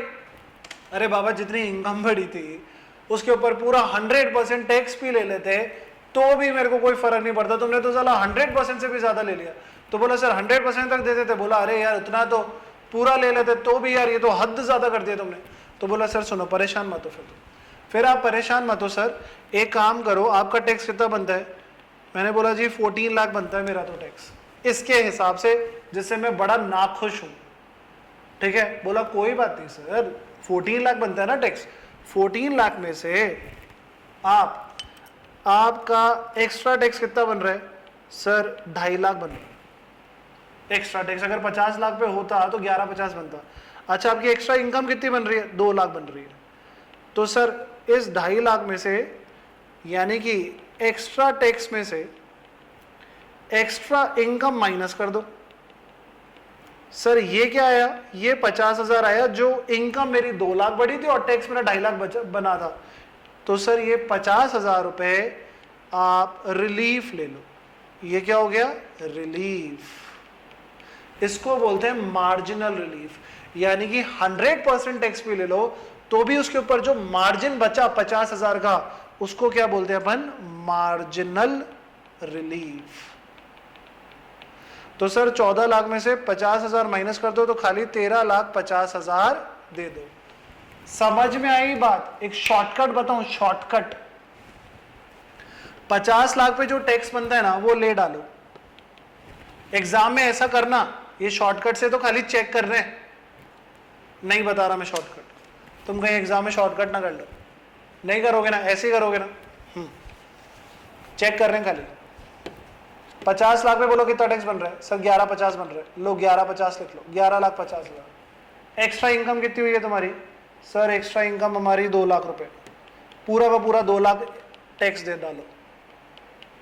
कितना हुआ? 13,50,000। लो जी 13,50,000। ठीक है, तो कुछ नहीं करना है, बड़ा सिंपल है। मार्जिनल रिलीफ में परेशान मत हो। जो तुमने एक्स्ट्रा टैक्स पे करा है उसमें से एक्स्ट्रा इनकम जो थी, क्योंकि हमारा झगड़ा ये बात का है कि सर इतनी तो मेरी इनकम नहीं बढ़ी 50 लाख के ऊपर जितना मेरा टैक्स बढ़ गया है। तो बोला टैक्स ज्यादा बढ़ गया क्या इनकम से? बोला हाँ। तो बोला कि इनकम से जितना ज्यादा टैक्स बढ़ा है ना, उतने का तुम मार्जिनल रिलीफ है। समझ में आया? देखो क्वेश्चन देखो, मुझे पता है तुमको आ जाएगा, तुम तो बच्चे हो। क्वेश्चन देखो और करो। हाँ जी, compute the tax liability of mister X, resident individual, 40 years of age, where in his total income is 51 lakh. कितनी है? 51 लाख है। अज्यूम करो, assuming that there is no income in nature which is chargeable to special rate of tax. कोई इसी के ऊपर special rate नहीं लगता है, सब नॉर्मल रेट लगता है। तो आपकी इनकम कितनी है? सर इस तरीके से करते हैं अपन। सर मेरी इनकम बता दी गई है, वो है 51 लाख। इसके ऊपर सर मैं टैक्स निकालता हूँ, टैक्स दे रहा हूँ। मैं नहीं करूंगा, आप करेंगे। मैं कर रहा हूं पर मैं ऐसे नहीं करूंगा कि 2.5 लाख एग्जाम फिर 2.5 लाख पे 5%, ये सब आप करेंगे।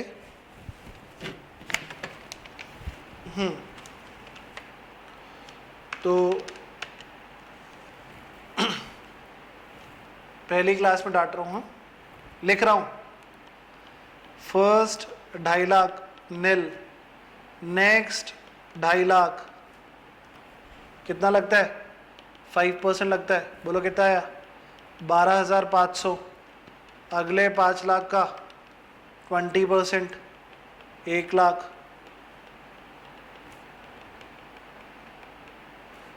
नेक्स्ट ये हो गए, यहां तक तो 10 लाख हो गए। नेक्स्ट 41 लाख पे 30%। रुको, 41 लाख का 30% निकालूं, 12,30,000 टोटल आ गया।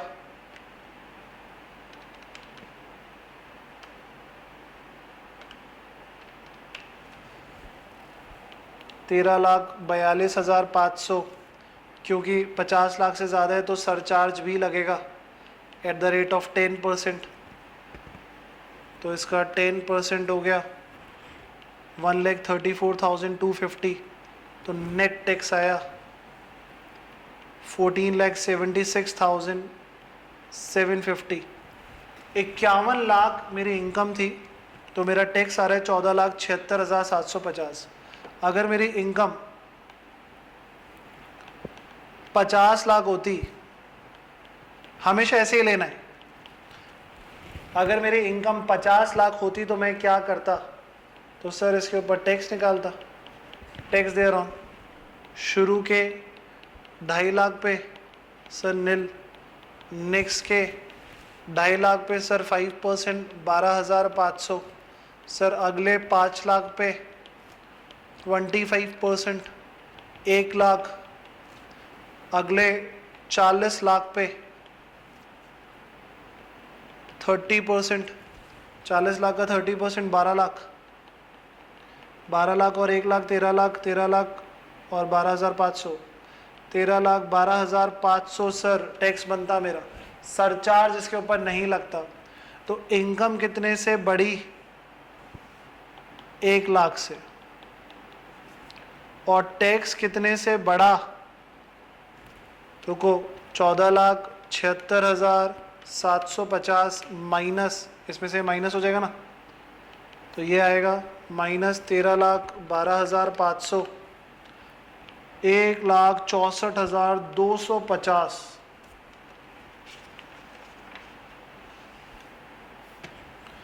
सर इनकम 1 लाख से बढ़ी है और टैक्स बढ़ गया है 1,64,250 से।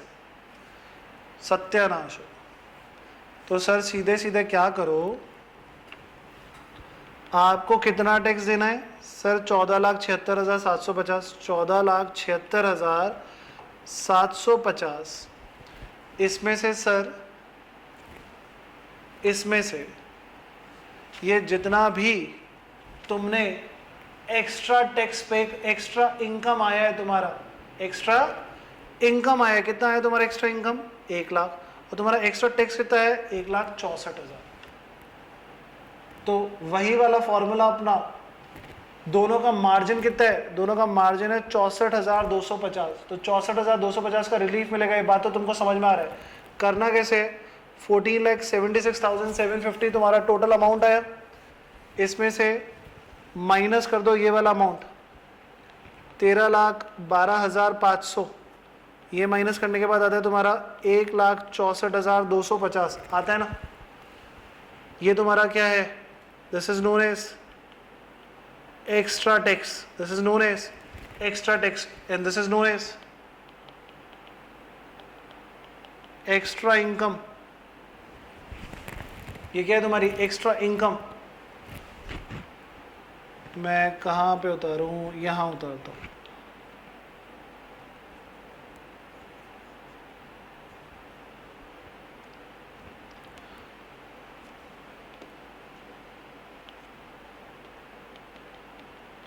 तो extra tax minus extra income या इसको एक्स्ट्रा टैक्स की बोलने की बजाय एक्सेस टैक्स बोले तो ज़्यादा अच्छा लगेगा, is known as marginal relief. Excess tax कितना है 1,64,250, एक्सेस इनकम कितनी है 1 लाख, मार्जिनल रिलीफ हो गया 64,250। आपको टैक्स पे करना था 14,76,750, इसमें से माइनस कर दो 64,250, ये आ जाएगा आपका करेक्ट आंसर।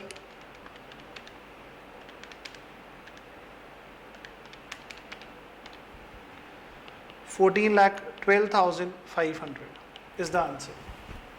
ठीक है, दूसरा बहुत सिंपल तरीका है शॉर्टकट, कि आपका पुराना टैक्स कितना बन रहा था ये 13,12,500, इसमें अपना जोड़ दो एक्स्ट्रा इनकम जो है पूरा 100% दे डालो, ये लो 1 लाख पूरा ले लो, ये आ गया 14,12,500। ठीक है, मार्जिन रिलीफ बहुत आसान है, बहुत आसान। समझ में आया? इतना समझ में आया? अब अगर मैं ये हटा दूं तो देखो इसका सॉल्यूशन दे रखा था,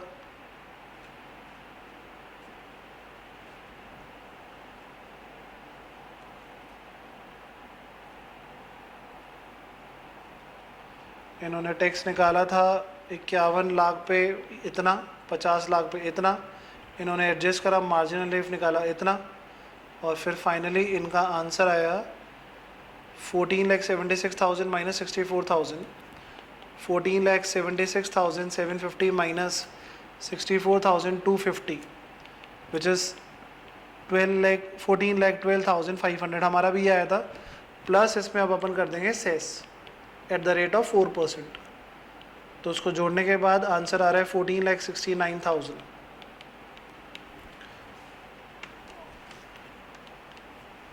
विच इज़ 56,500।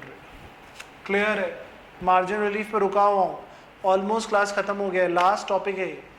अब अपन आज की क्लास का लास्ट क्वेश्चन देखेंगे, लास्ट क्वेश्चन।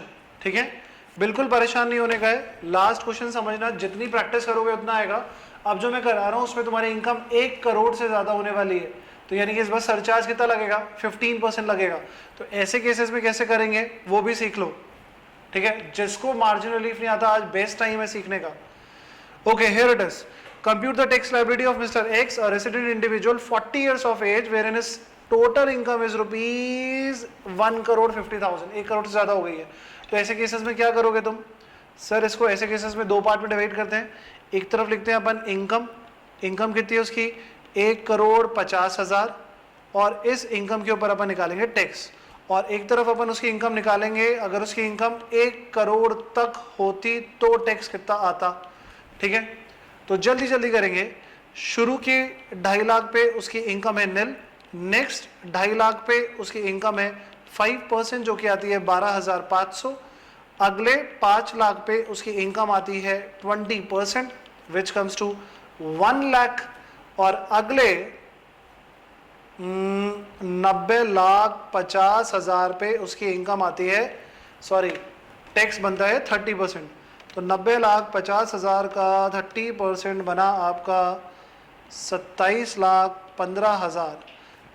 27,15,000 प्लस 1,12,500, सर मेरा आ रहा है 28,27,500। आपका भी आ रहा है तो चेक कर लीजिए।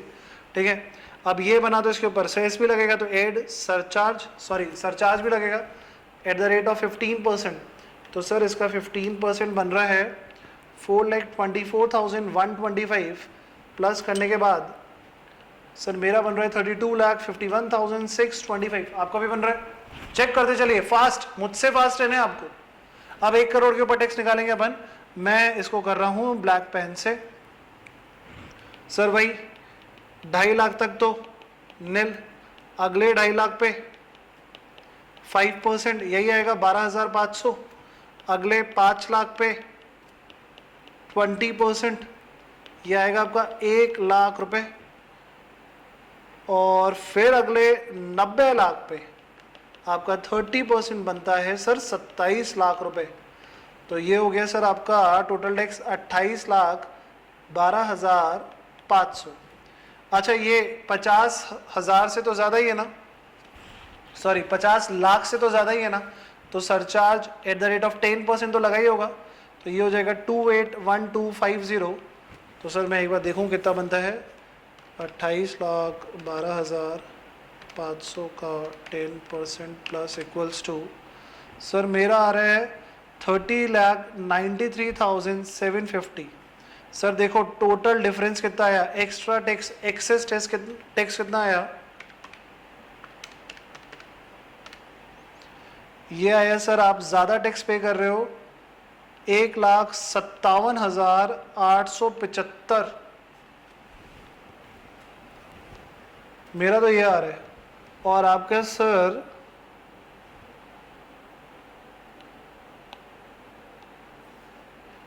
एक्स्ट्रा इनकम कितनी हुई है, सर एक्सेस इनकम तो खाली 50,000 है, और टैक्स 1,57,000 बढ़ गया। माफ करो सर, माफ करो। तो क्या करो, तो सर जो आपकी एक्सेस इनकम है, सॉरी एक्सेस टैक्स है, 1,57,875 में से माइनस कर दो एक्सेस इनकम यानी कि 50,000, ये आगे सर आपका 1,07,875 मार्जिनल रिलीफ।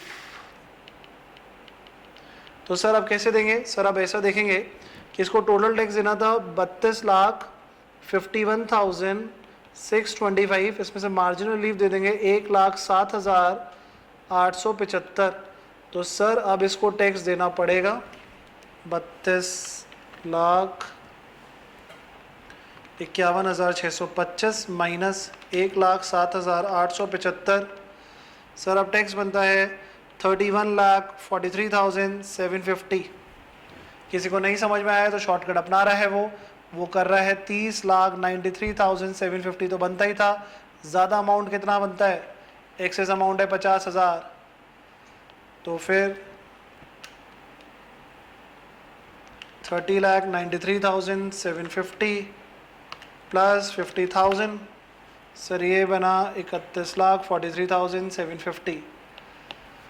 ओके, तो दोनों तरीके से सही आंसर आ रहा है आपका। अब मुझे लगता है कि आपको मार्जिनल रिलीफ भी समझ में आ गया होगा। मैंने आपके साथ प्रैक्टिकल एस्पेक्ट्स भी करे हैं, मैंने आपके साथ थ्योरी भी करी है, मैंने आपको बिल्कुल डिटेल में बड़े अच्छे से बेसिक कॉन्सेप्ट समझाने की कोशिश करी है। I hope you will get it. ठीक है, तो इसी के साथ अलविदा लूंगा आज के लिए। Thank you so much.